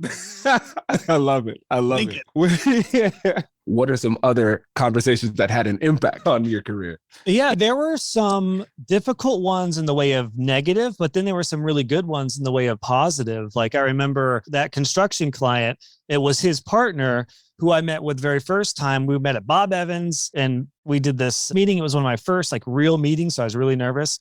But after that, I was doing a suite of brochure designs for him. He was like, I think he sent me an email and he said, Josh, it seems like you're a great guy and you have a great head on your shoulders. And I feel like you're going to do great things with this. I think he knew I was really early on and he gave me encouragement that has stuck with me still to this day. So I had some conversations that were really good in the way of positivity and encouragement. But at the same time, I had ones that were very negative and got me a little scared. For example, I remember I went to a networking event and there was a guy who I believe was a CPA or something like that. And we were talking. He said, what do you do? And I said, I'm a web designer. And he's like, who do you work for? And I was like, oh, I work for myself. I started my own business. And he was like, wow, that's risky. And that statement of, wow, that's risky has never left me. Now, I am somebody who I believe is a natural entrepreneur. Like it comes natural to me to embrace risk and be an entrepreneur. I've never luckily struggled with that. But for somebody in the corporate world, or somebody who is used to a salary or maybe has a different personality type, what doesn't seem to be a problem for me can be very hard and be a big hurdle for somebody else. So that was an interesting one because yes, it affected me. I was like, oh, I mean, I knew it was risky, but then when I came down to it, I'm like, wow, should I take this risk? Thankfully I did and kept on going. But yeah, there were quite a few negative thought-provoking conversations in the beginning that have definitely stuck with me. I love that example selfishly because I've gone through a lot of those things too. Hearing people who are well-intentioned, but can kind of inject you with a little bit of their personal anxiety. And that can be really challenging. Yes. And I want to follow that up with a conversation I had with my dear mom. Hopefully she doesn't listen to this, but my mom one time early on, she's a bit of a worrier and I'm her baby. So I'm sure it's natural. We're both parents, Kwame. We worry about our kids. I probably wouldn't say this, but when I started my business, she was like, Josh, are you afraid that websites are just going to like end and people aren't going to need websites anymore? What are you going to do? She works at Nationwide Insurance and has a salary job and stuff. And yeah, she came at me with that question early on, which is like, what if people don't need this service anymore? What are you going to do? And I didn't have an answer. I was like, I don't have a plan B. I'm doing this right now. My eyes are set on growing this business. I think at that point I had started making halfway decent money to where I was supporting myself. But what that taught me early on is that all those negative conversations and opinions that people were throwing at me, I had to learn pretty early on to not internalize that. And I also learned that like, it's cool for people to have opinions. It's fine. Expect that. Expect family members to say stupid stuff and give you terrible business advice if they've never been a business owner, and just expect people to question you, expect people to think you're crazy for doing something on your own as an entrepreneur. But it doesn't mean that you need to adopt what they're saying or what they're questioning. And I say that now in confidence, but early on, it took me years to realize that, because when I left that meeting with my mom, I'm sure she didn't mean for it to come across like that, but I was very worried after that. And I think that set me back a little bit, because now I'm thinking of plan Bs. And now I'm thinking, oh God, what if this fails? Or like, do I need to lower my prices just to stay in business? Like all those things can come into play instead of just focusing on what you do well, what results you get, how you serve the world. One lesson I learned early on in those difficult conversations was to not internalize it and take it personally when it's just random opinions that they've likely not even thought about. It was just like top of their head, like, oh, what if you fail? So listen, this is so important, because one of the things that I've recognized is that it's good to have people who care about you, who offer advice. And at the same time, most of the people who offer advice are offering advice from their perspective, and not really in consideration of your perspective. And so the way I think about it now is that these are things that I might want to consider. So somebody will be very directive in the way they're saying things. Kwame, you should do this. Josh, you should do that. And it's like, wow, that was really assertive. They might know something that I don't know. Confidence by itself can be really, really persuasive. But it takes a lot of self-confidence to not be shaken by the perspectives of people who don't have a full understanding of where to go. Because sometimes, and listen, my mom is a warrior too. Like I've had those exact same conversations with my mom. right? And so I have to recognize, all right, I will acknowledge what you say. I'm going to listen. I'm going to be respectful. And then I'm going to think about it for a little bit, but then I'm going to make the decision that's best for me. And oftentimes, just entrepreneurially, it's very different from somebody else because of the reality of risk, like you said. Yeah. And it's so funny and timely that we're recording this conversation. We did not time this out, by the way, but I don't know if our moms are going to hear this, but the family member thing, man, that is where a lot of the difficult conversations come from. It really is, because I come from a family that has Italian heritage, and there's a lot of you shoulds in the conversations. It's like, you should do this, you should do this, you should do this. I have had to really rein myself in to not do that. And as a coach, I need to be really careful to tell my students and come across in a way that's not like, you should do this. I try to give my insight in what I would do, but not telling somebody exactly what they should do. And yeah, when there's no context in there, or there's no legitimacy for somebody who has never run a business, the reality is their opinions don't mean much at all. And that sounds kind of harsh and mean, but like, is their opinion going to help you in the long run? Or should you focus your attention and your conversations in what you take to heart from people who are in the industry and maybe who have a better understanding? So I don't know. I hope that's helpful for people in the entrepreneurial world, because the reality is you are just going to get a ton of thoughts, a ton of opinions from people in your family, your friends, people with different money mindsets. That's a big one. They're like, how are you affording this? Or like they're not going to understand maybe you paying somebody to do laundry or do yard work because you're running your business, kind of thing. I was in a point where I was growing my business in my young 20s when I was still partying, and I got to a place where my friends were going out on like Wednesday night at midnight. And I'm like, guys, I can't do this anymore. I got a meeting in the morning. And they didn't understand that. So yeah, you get to a place as an entrepreneur where you got to be really careful with those tough conversations, what you take in, because honestly, I would just try to avoid those conversations as much as possible. Or when somebody gives you a stupid opinion, it's like, thank you. Yeah, I'll think about it. I'm not going to think about it. You know what I mean? Like, I will definitely consider that. Nope, gone. I know you've had those conversations too, right? I mean, like, I really appreciate. I'll definitely consider that. Yeah, my nose is growing. I just lied. Yeah. You see, I am dying laughing because I've had these exact same situations. This is so validating, because one of the things that people don't really appreciate with entrepreneurship is that you can be surrounded by people and feel really alone.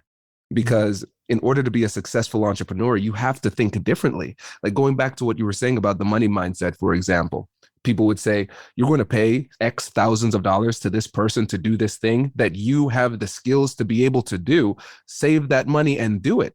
But they don't recognize the concept of investment and delegation. If I pay this person $5,000 to do X, Y, Z, that gives me time and space to make $10,000, $20,000 doing something else. Yes. And I've had so many of these conversations with people. I'm getting flashbacks to Christmas break, Josh. I was losing my mind in the basement. I'm like, I need to avoid everybody here because I'm about to lose it.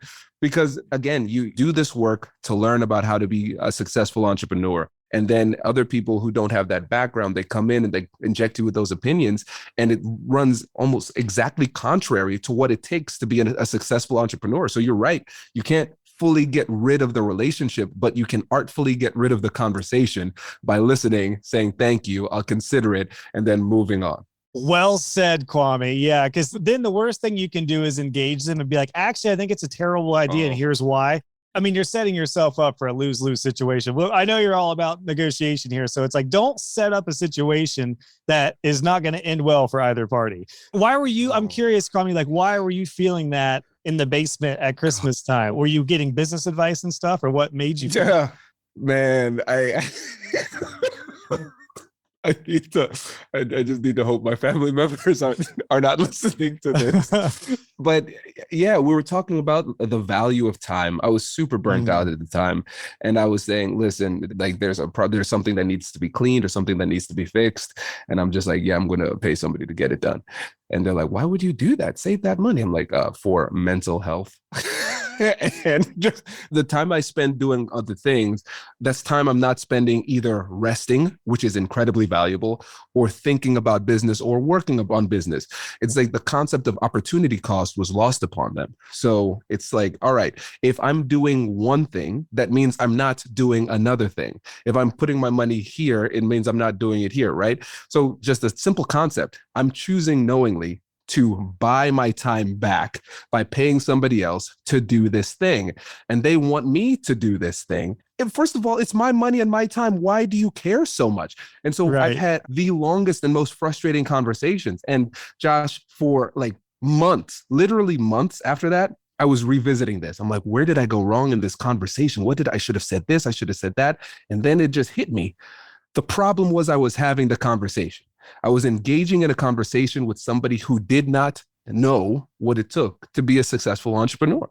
And they didn't have the standing, to bring in a legal term, to even have an opinion on the issue. And so I was having a conversation with somebody who didn't have like the experience or knowledge to even competently speak on the topic. Oh, this is so great, Kwame, because as I'm thinking about this and as I'm visualizing this in my life today, I very rarely ever talk about business in person. It's always on my podcast or always in my web design community or always with fellow entrepreneurs like yourself who we're on a level playing field. We understand it's not that we're better than other people. They just don't have an understanding of what we do. Just like I would never try to talk levelly with you about being an attorney. You know, like I don't know anything about that. So when it comes to those conversations, it is really interesting why so many people have such strong opinions and ideas about business when they've never actually built a business. And when it comes into the money mindset and the time thing, that is a biggie, because I think the reality is you just have to expect family and friends who are not entrepreneurs to just not understand. I would never, ever have guessed or expected that I would have paid $2,500 for a moving company to help my family move. I didn't even have a doubt about that in my mind. I was like, "Ooh, only $2,500. Cool, let's go." Because I know how much freaking time it takes to move. And I have 3 young kids. At that time, I had a pregnant wife. All my friends have babies. There's no way in hell I'm moving myself with that much stuff. That's going to take days, probably weeks of time to just be able to recoup from that. So $2,500 for me was a very, very worthwhile investment in order to save me maybe 100 hours altogether, probably.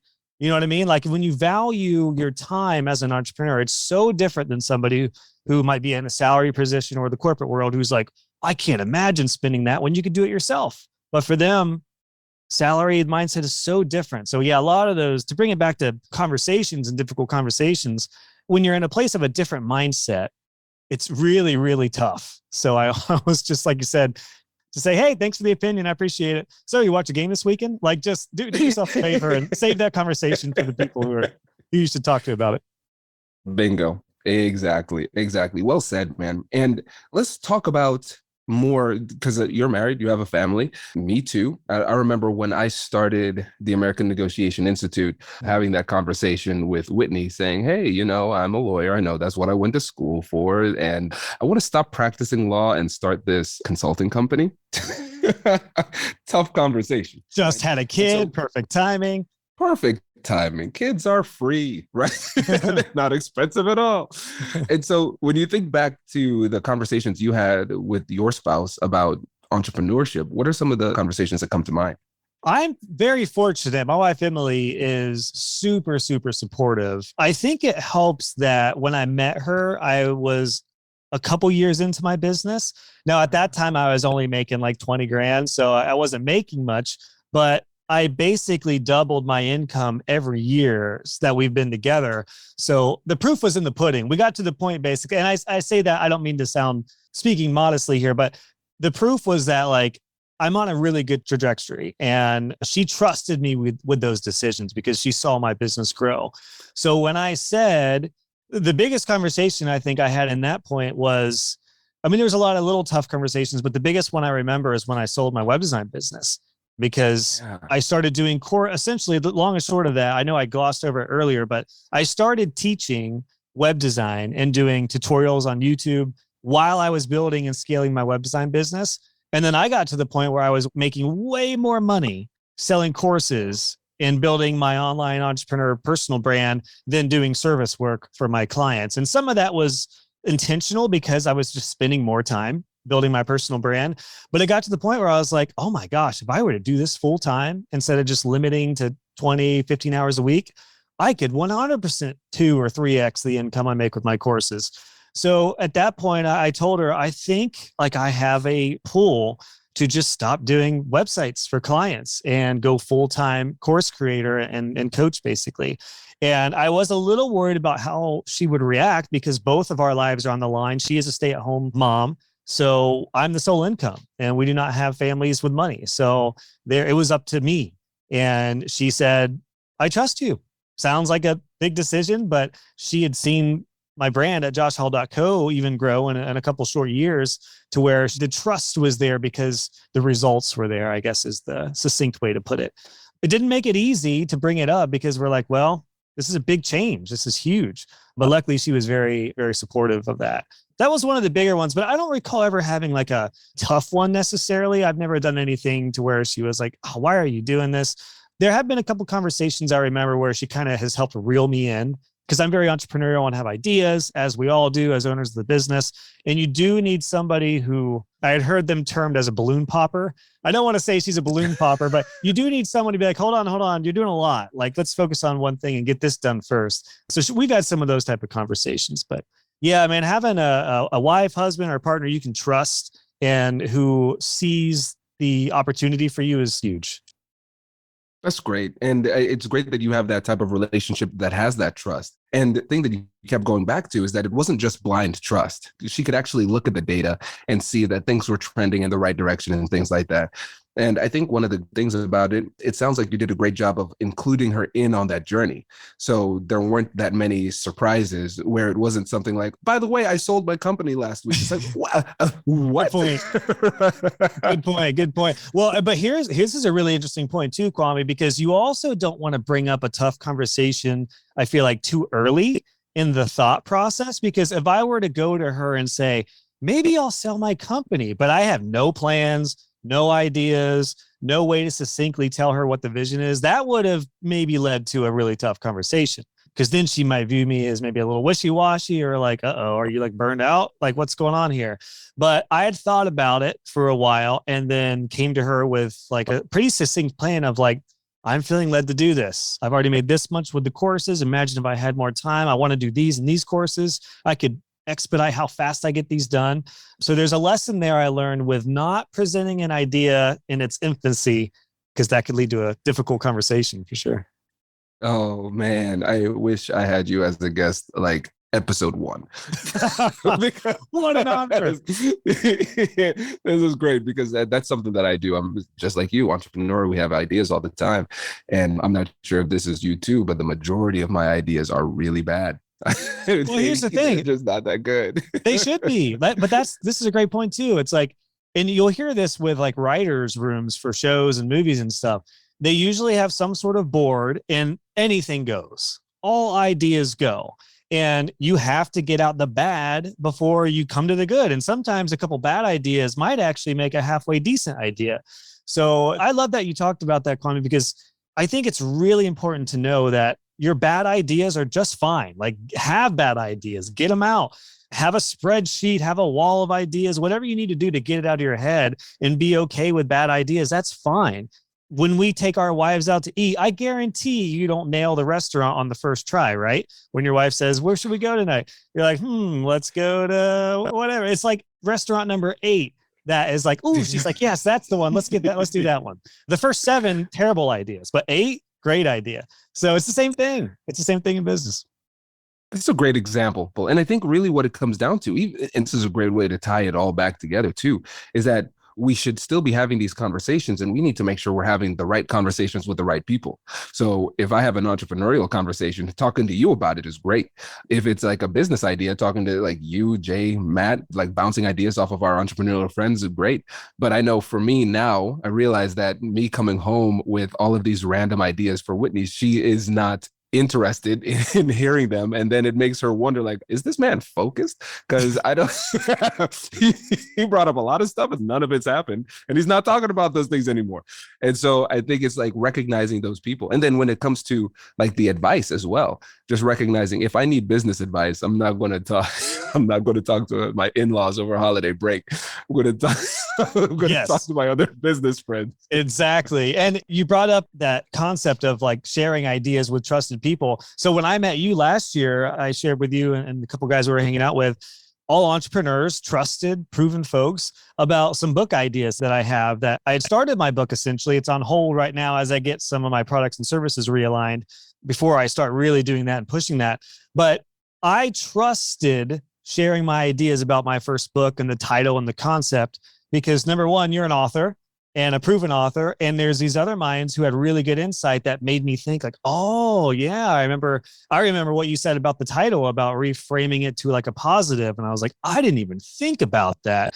Now, would my neighbor in the court tell me that if I told him I was writing a book? No, I guarantee he'd be like, do you want to get on the New York Times bestseller list? I guarantee it would be something like that. Whereas like you guys gave me really good input on that. Yeah, man, what a great point. Yeah, no, thank you. This is great, man. I love this. And I think for folks listening out there who are entrepreneurs, that this will be really helpful. And just in general, I think, again, the cool thing about difficult conversations is that we can take these general principles and apply it to somebody else, right? And apply it to other aspects of our lives. I think about for us as parents, there are a lot of people who are not parents who say, you know what you should do? You should do this. It's like, how? Listen, respectfully. Shut the hell up. Never speak to me again. Yeah. Isn't that a t-shirt? Right? Respectfully, shut the hell up. I'm sure it's a t-shirt. It needs to be if it's not. And the person that's what you need to have under your sweater, Kwame, on like Christmas parties with your families, is you just lift your sweater up. Let's make it happen. Tempt me. Don't tempt me because I would do it. Oh my gosh. We'll make that shirt. Josh. We'll go 50-50 on it. Yeah, we'll let's do it. Can I share another serious, difficult conversation that happened? This one really affected me, in all honesty. Yeah. And it was from somebody in my audience. So when I have a student or somebody I know and I know their business, I will listen to them. If they give me insight about something they feel could be better, if it's a course or the way I'm marketing, then I will 100% listen to them. When it is somebody who I don't know at all, and doesn't have any context with me and just comes at me a little bit aggressively, then naturally, you've talked about this probably in almost every episode, you get defensive when it comes to conflict and negotiation. So I got into the world of accessibility last year, which in short, in the web design world just means that you want to make sure websites are accessible to everybody, for blind people, disabled people, etc. It's like building a building. The quickest way I can sum up accessibility is like building a building and making sure you have a wheelchair ramp. So somebody with a wheelchair and can get up there and not just steps. So when it comes to web design, you want to make sure your websites have those practices in place. Well, I had a podcast episode with somebody from a tool called Accessiby, which is like a little overlay you can put on your websites.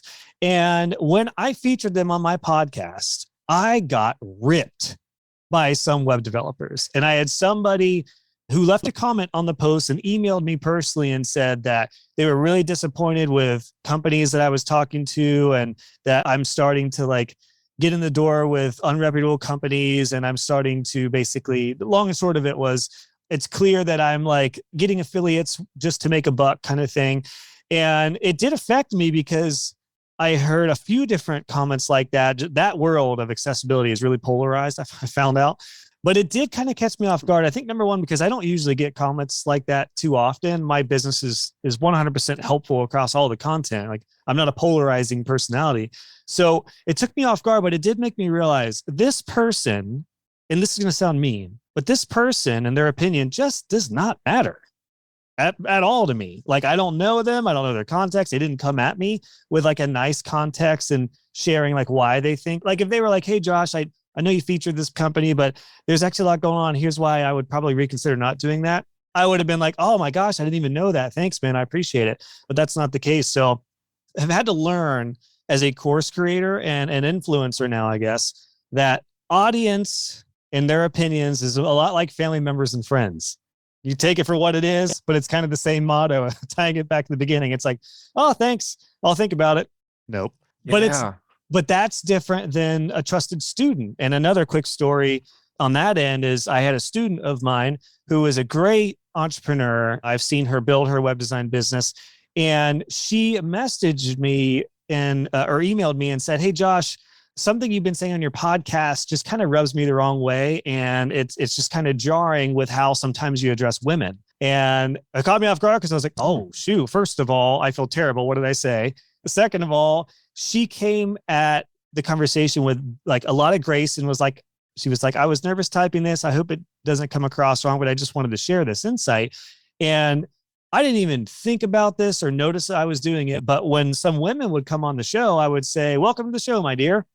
Didn't even think about it. Didn't think it was condescending. Didn't even know where it came from.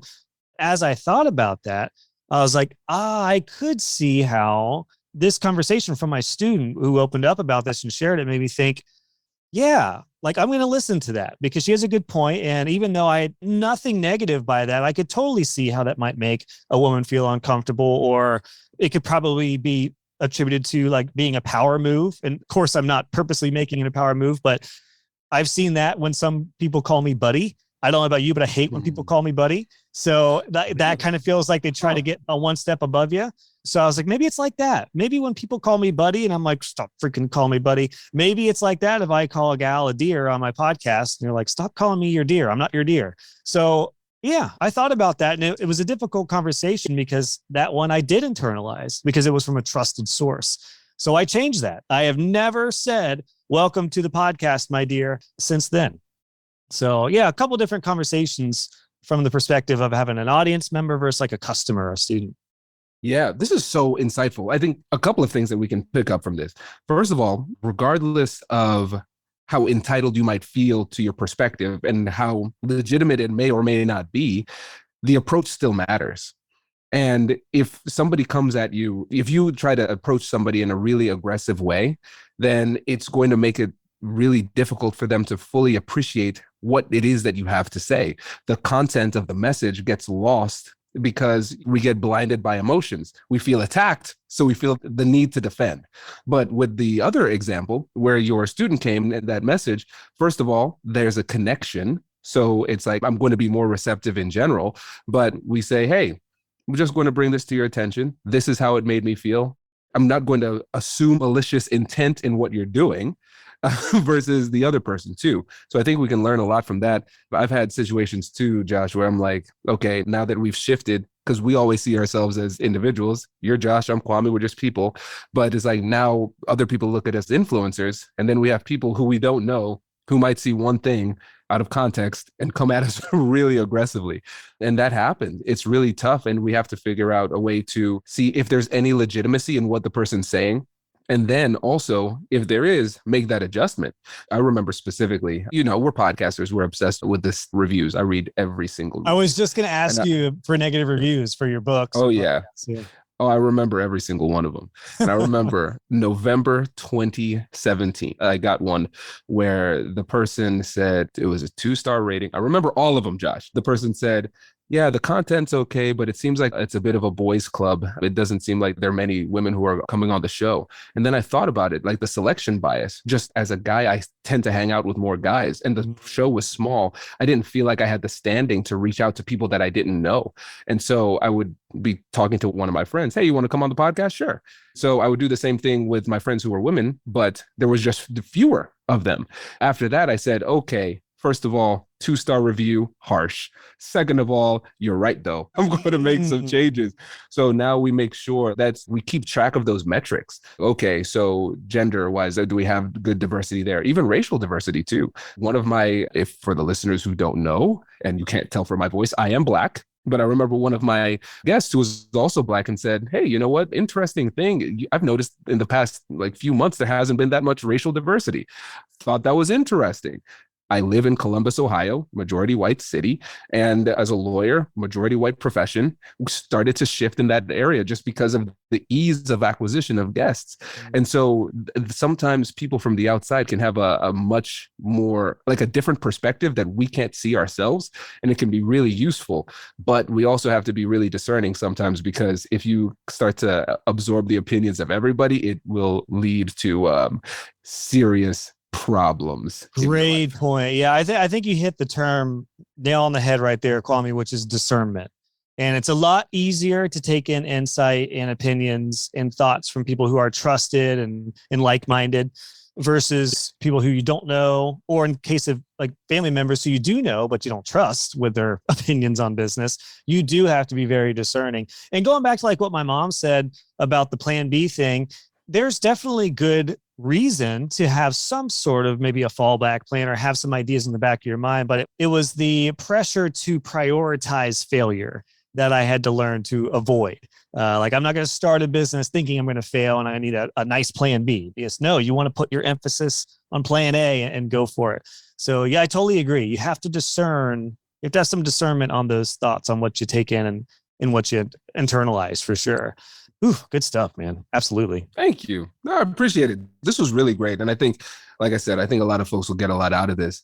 And I know we're coming up on time here, but I want to make sure to give you an opportunity to shout out the courses and some of the communities that you're building, and let people know how they can get in touch with you. And about the podcast, make sure you shout out your pod. Oh, yeah. I was going to say, I think one of the best resources for all podcast listeners would be my show, the Web Design Business Podcast.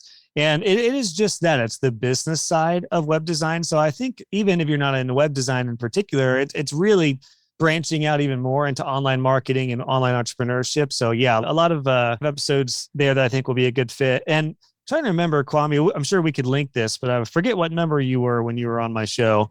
Let me look that up real quick. Because man, when you came on and talked about negotiation in the web design world when it came to like sales, and we did like a bit of a mock-up conversation, essentially like, Kwame, you were the web designer, I was the client questioning, and what you said in that little 10-minute segment still gets talked about from my audience. That was episode 231 of the Web Design Business Podcast, if anyone's curious. What a great convo.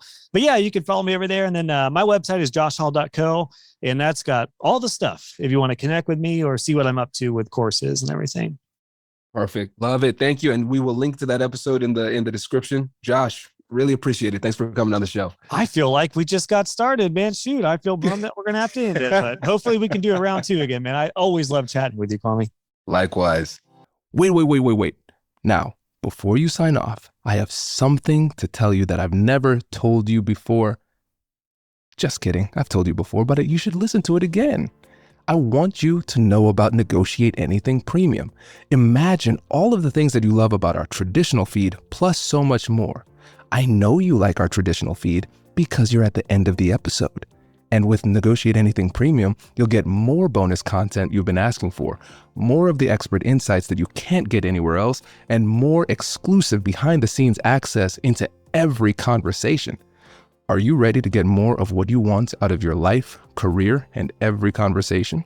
With Negotiate Anything Premium, you'll have access to more high-level, custom-designed content and insights, giving you the tools you need to negotiate higher salaries, better deals, and better relationships in your life and career. Once I had a listener share that Negotiate Anything helped her to negotiate a $53,000 raise.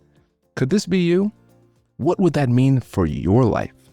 I've seen firsthand the impact this model has had on my life and the lives of my corporate clients, and I am confident that it can do the same for you. Are you ready to negotiate more of the best things in life? Click the link in the show notes to learn more. I'll catch you later.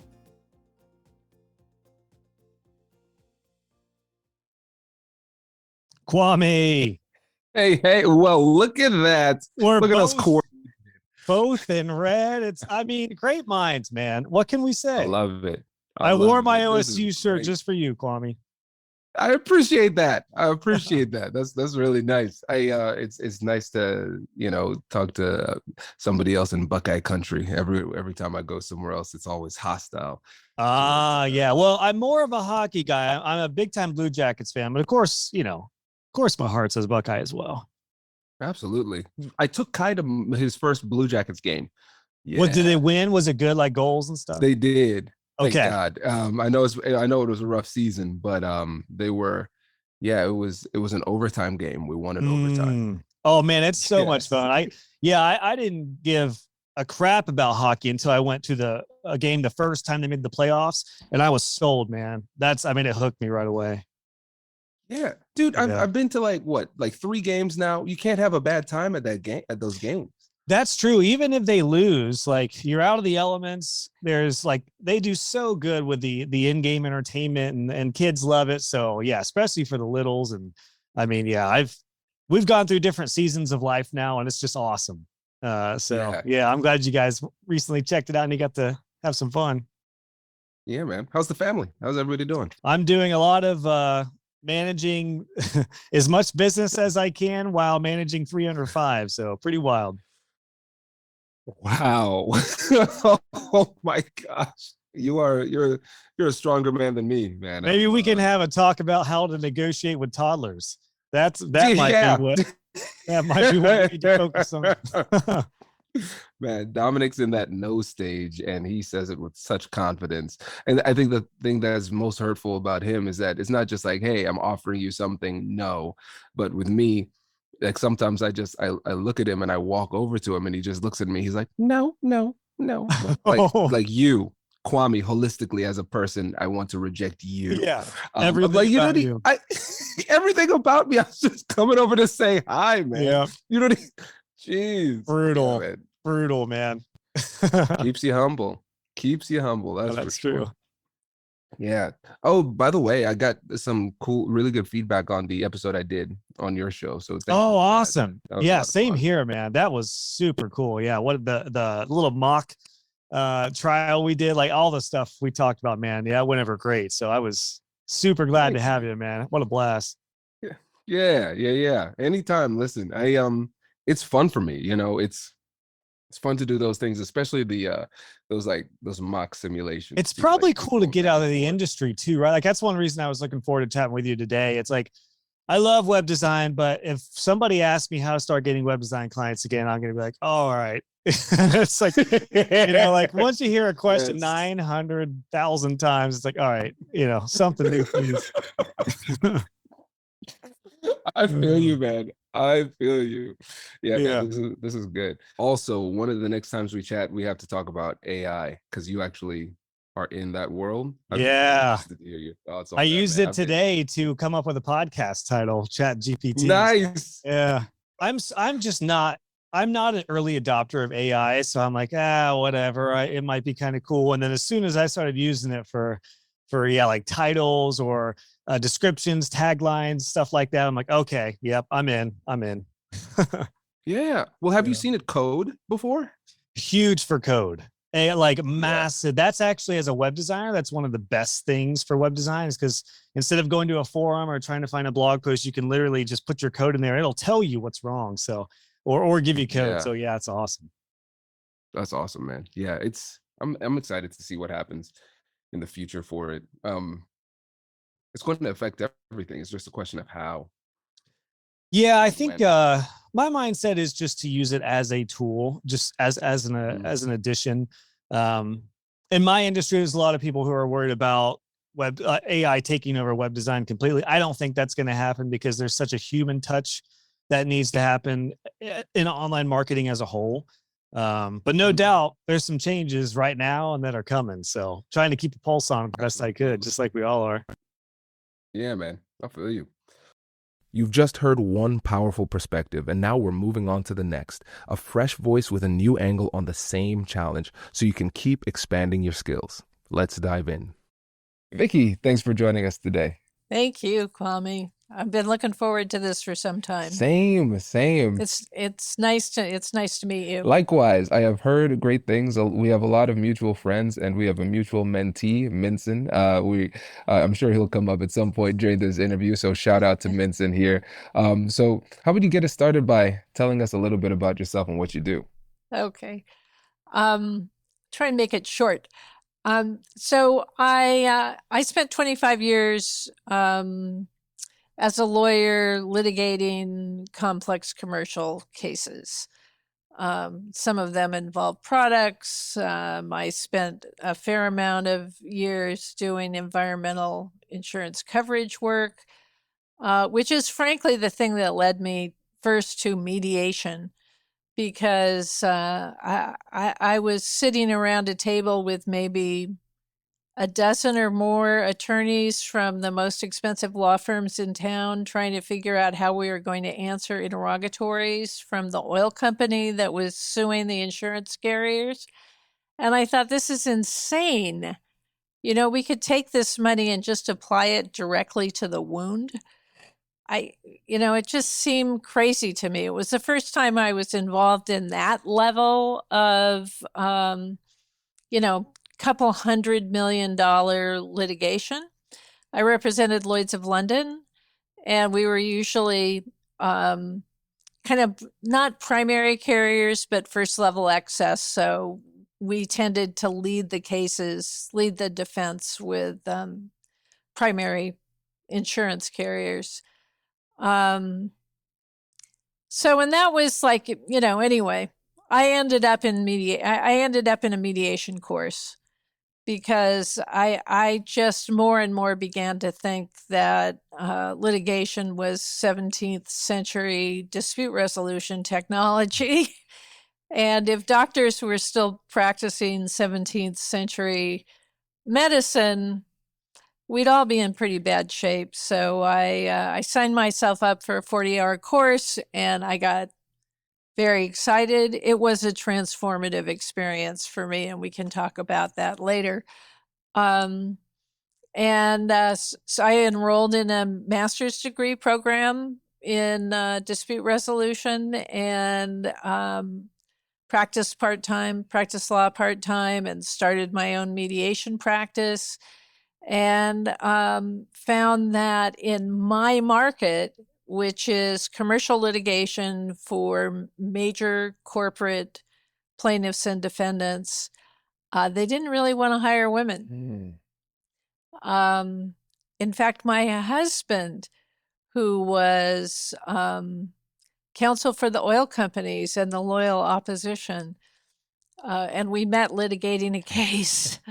So he had never hired a woman. Most of the men I knew, the practice is, and lawyers still tend to think of kind of mediated or negotiated resolutions as losing, and mediators, people who facilitate a negotiation, need to be big and tough and male. I got hired for, personal injury cases where a woman got burned in a beauty salon when they, curled her hair. Not my specialty. So I started blogging about negotiation, and women started coming my way. Women wanted to learn how to negotiate. The lawyers weren't that interested. They wanted to win. They knew they were going to settle, but it was losing. It's losing, settling. And I understood that. So anyway, my business partner called me up one day and said, "You want to do this for a living?" And I said, "No." And we gave a course, our first course for women professionals, and they had a transformative experience, which was similar to the one I had when I learned how to mediate. And so I said, "Yeah, let's start a business." And so the two of us together, she had experience as a coach. I did not. I had experience as a Wolverine. And together we put together She Negotiates. It was a good team, and now she's off doing something else. After 10 years together, she wanted to do more storytelling. And so I took over She Negotiates. So that's what I do now. I help women make more money. That's great. I love it. So this is I really appreciate and admire the work that you do because it's so critical, so important. And one little issue that I take with the story that you told. I am a Buckeye from Ohio State, so you can't describe yourself as a Wolverine. You could say Oh, you can say honey oh, badger or I tiger or, can. or shark, but I can say I was raised by there wolves. you go. I like that. I was raised by There wolves. you go. Yeah. But this is great. And one of the words that you said multiple times is the word transformative. And for the listeners who know my story, of course, as a recovering people pleaser who learned how to negotiate and advocate for myself, it was a transformative experience. And so, like I Yeah. mentioned before, our motto is we believe the best things in life are on the other side of difficult conversations. And for us, we've recognized that our lives have changed significantly by learning this skill. And so when you think about the term transformative based on your life experience and the people that you've worked with, what does Mhm. that mean to you? It means I've found a way to honor the part of me that wants to be of service to other people, because I do have a kind of lifetime of pro bono and volunteer experience in mostly counseling, frankly, peer counseling, suicide prevention, working with runaways. I've been doing that since I was 19. So that was a part of me that I didn't really get to bring to legal practice that often. So I found a way to honor that and at the same time not to lose the power that I observed my, divorced mother evidence almost all my life. That she didn't understand how the world worked, and that she didn't cry victim. She was a daughter of the Depression, but I just saw her as being kind of helpless. And I vowed to myself that that was not going to happen to me. So I had these kind of, I had an angel on one shoulder and a devil on the other. And I didn't know how to bring them together. And learning to negotiate and finding out that I was good at it because I was afraid of it. I was less afraid arguing to a jury than I was talking with someone across a table in a way in which I could express my preferences and at the same time serve their interests. And so that mutual benefit negotiation or interest-based negotiation or which is what I was taught, that was like a magical moment for me because it allowed me to marry both a kind of hard practicality with a desire to be at peace with people. Hmm. That's intriguing. And so To, to clarify, you're saying that there was a time in your career where you felt more comfortable arguing a case, litigating, than actually negotiating. Yeah. Oh, that's yeah. fascinating. And so, listeners, I want you all to take solace in this because if you've ever felt afraid, scared, uncomfortable in a negotiation, it might be a sign that you're doing it the right way. Because you have Vicky here, who is an incredible negotiator, well respected globally in this field, and who helps people to negotiate effectively. And this was something that she struggled with. And as you all know, I've been open with that for me too. It's something that you can overcome. And so, for you, Vicky, in your career and with the people that you've worked with, how have you helped them to overcome that fear? Um, Most women, no matter how successful they already are, focus on their inadequacies. They are acutely aware of what kind of pushbacks they're going to get if they ask for a raise, if they negotiate something north of the money that's on the table from a new employer. So, I mean, they are in the head of their negotiation partner, but they're in a negative head of their negotiation partner. So the first thing I do is help them remember that they've always been at 90% on the bell curve. I mean, I cheerlead. And they need that. We all need that, right? We all need to be told we're like way better than we think we are. We're surrounded by other people who, many of whom are maybe we think superior to us. But if we're functioning at a pretty high level professionally or in business, we need to think better of ourselves. So that's step number one. Step number two is to remind them that everybody feels uncomfortable negotiating. And I often tell my own story in an initial call, which is that I had Getting to Yes sitting on my shelf in my law firm for 20 years without reading it, because I was afraid that it was going to tell me to, one, do something that I couldn't do, or two, tell me that I was really terrible at it. I was really fearful of negotiating. I wasn't raised in a family that resolved things peacefully. So I didn't really have experience in that, but I had experience in arguing for my, always just point. So that came easier to me.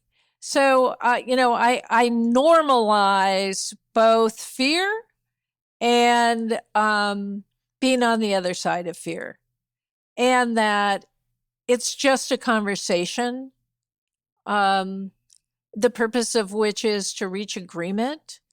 And what do particularly women like more than conversation and agreement? So, so I kind of help them understand that it's what I was taught, how I was taught to negotiate, which is it is an attempt to find a solution that's going to make everybody somewhat happy. I don't believe, like most lawyers say, that a good negotiation means everybody leaves unhappy. That's not my experience. My experience is that we make all kinds of assumptions about what other people want and what they're thinking, and we don't ask nearly enough questions to find out what they need and what they're afraid of. So, I often start with, what do you think your negotiation partner's greatest challenges and greatest opportunities are? And how do you think you can forward their journey toward those opportunities and their ability to overcome those challenges? And that's a sweet spot for women. If you were a people pleaser, right, you can take that power. That's a superpower. As long as you have control over it, knowing how to please people is a superpower. And it's not manipulative. I think it's born of a genuine desire to be useful Exactly. to others. And I want to speak to that last point you made about manipulation, because when you think about the term manipulation, sometimes that's a question I get. Hey, isn't this manipulation? I said, well, it depends. Because here's the situation. Manipulation is when you're changing people's perspectives and the decisions that they're making and their behavior, thoughts and actions, whatever, for malicious purposes. You're steering them in the wrong direction knowingly. But with persuasion, you have a positive purpose behind it. So it's not whether or not the tools are negative or positive. It's all about intent. And if we're negotiating the right way, we should be trying to solve our problems while at the same time solving other people's problems in the process. And really, what in your response, what you've helped us to recognize is that when it comes to a lot of the reasons why we have a performance gap in our negotiations, it's going to start internally. It's going to start in our heads. And so we have the mindset and the skill set. So what are the internal blockers that are getting in the way of our success? And then also at the end, we can talk about the skills, but usually it's that mental side too. One of the things that I've recognized in my work and just my experience is that confidence is compartmentalized. And so, like you said, the women that you're working with are high achievers, high earners. And so clearly they have an incredibly high level of competence and confidence in what it is that they're doing day to day. However, as it relates to the specific skill of negotiation, they don't have that confidence. And what you help them to see is that a lot of times it just requires a shift in perspectives. They have the skills they need to negotiate effectively, but they instead choose to focus on their deficiencies rather than their strengths. And so as you're helping them to mold and shift their perspectives in this way, what is the transformative result in their lives that extends beyond the negotiation table? I've had many of my clients say, use the word agency, which surprises me because I frankly got that out of years of therapy. I didn't have enough agency. But it usually comes from a sense of, even if they didn't get what they wanted, right? So they didn't get quite the raise they wanted. They're going to get another review in 3 or 6 months, but the promotion is still being held tantalizingly away from them. They tell me, I feel like I got value out of this because I can advocate for myself now and I feel like I have agency. And that I can use that, and people who I have long-term relationships with, like in trainings, online trainings, they come in with stories. They teach their kids how to negotiate. They teach their middle schoolers how to negotiate. Oh, you know that problem that you're having with your English teacher? That was one of the stories that I got. Um, their husbands say, does she teach men too? Because their husbands see a transformation in their wives' ability to advocate without losing that thing that we women, hold dear, which is, we really are the glue that holds the social world together. Mm. I mean, I believe that most women are peacemakers, are natural peacemakers. All you have to do is think about the Thanksgiving table and crazy Uncle Phil. Whichever side of the partisan divide you've got going on at the dinner table, generally it's the women who calm things down, offer an extra piece of pie, sacrifice their own, pie cravings to make sure everybody else has something. And I just say, you get to keep that. In fact, you must keep that, but you can't keep taking it into the work environment, because in that environment, you're going to be taken advantage of if you don't learn how to take both of those skills, the skill that you have, like in my case, arguing to a jury, standing in a courtroom, arguing with a judge, trying to get my way. I can take that skill and at the same time use the superpower of people pleasing to be genuinely curious about what my negotiation partner wants and needs. And it's that curiosity that women are super good at, right? I used to tell people, I've stopped doing it because I'm getting older, but I used to tell women, it's like picking up a guy in a bar. You, I mean, just ask him a million questions. He will buy you drinks and more.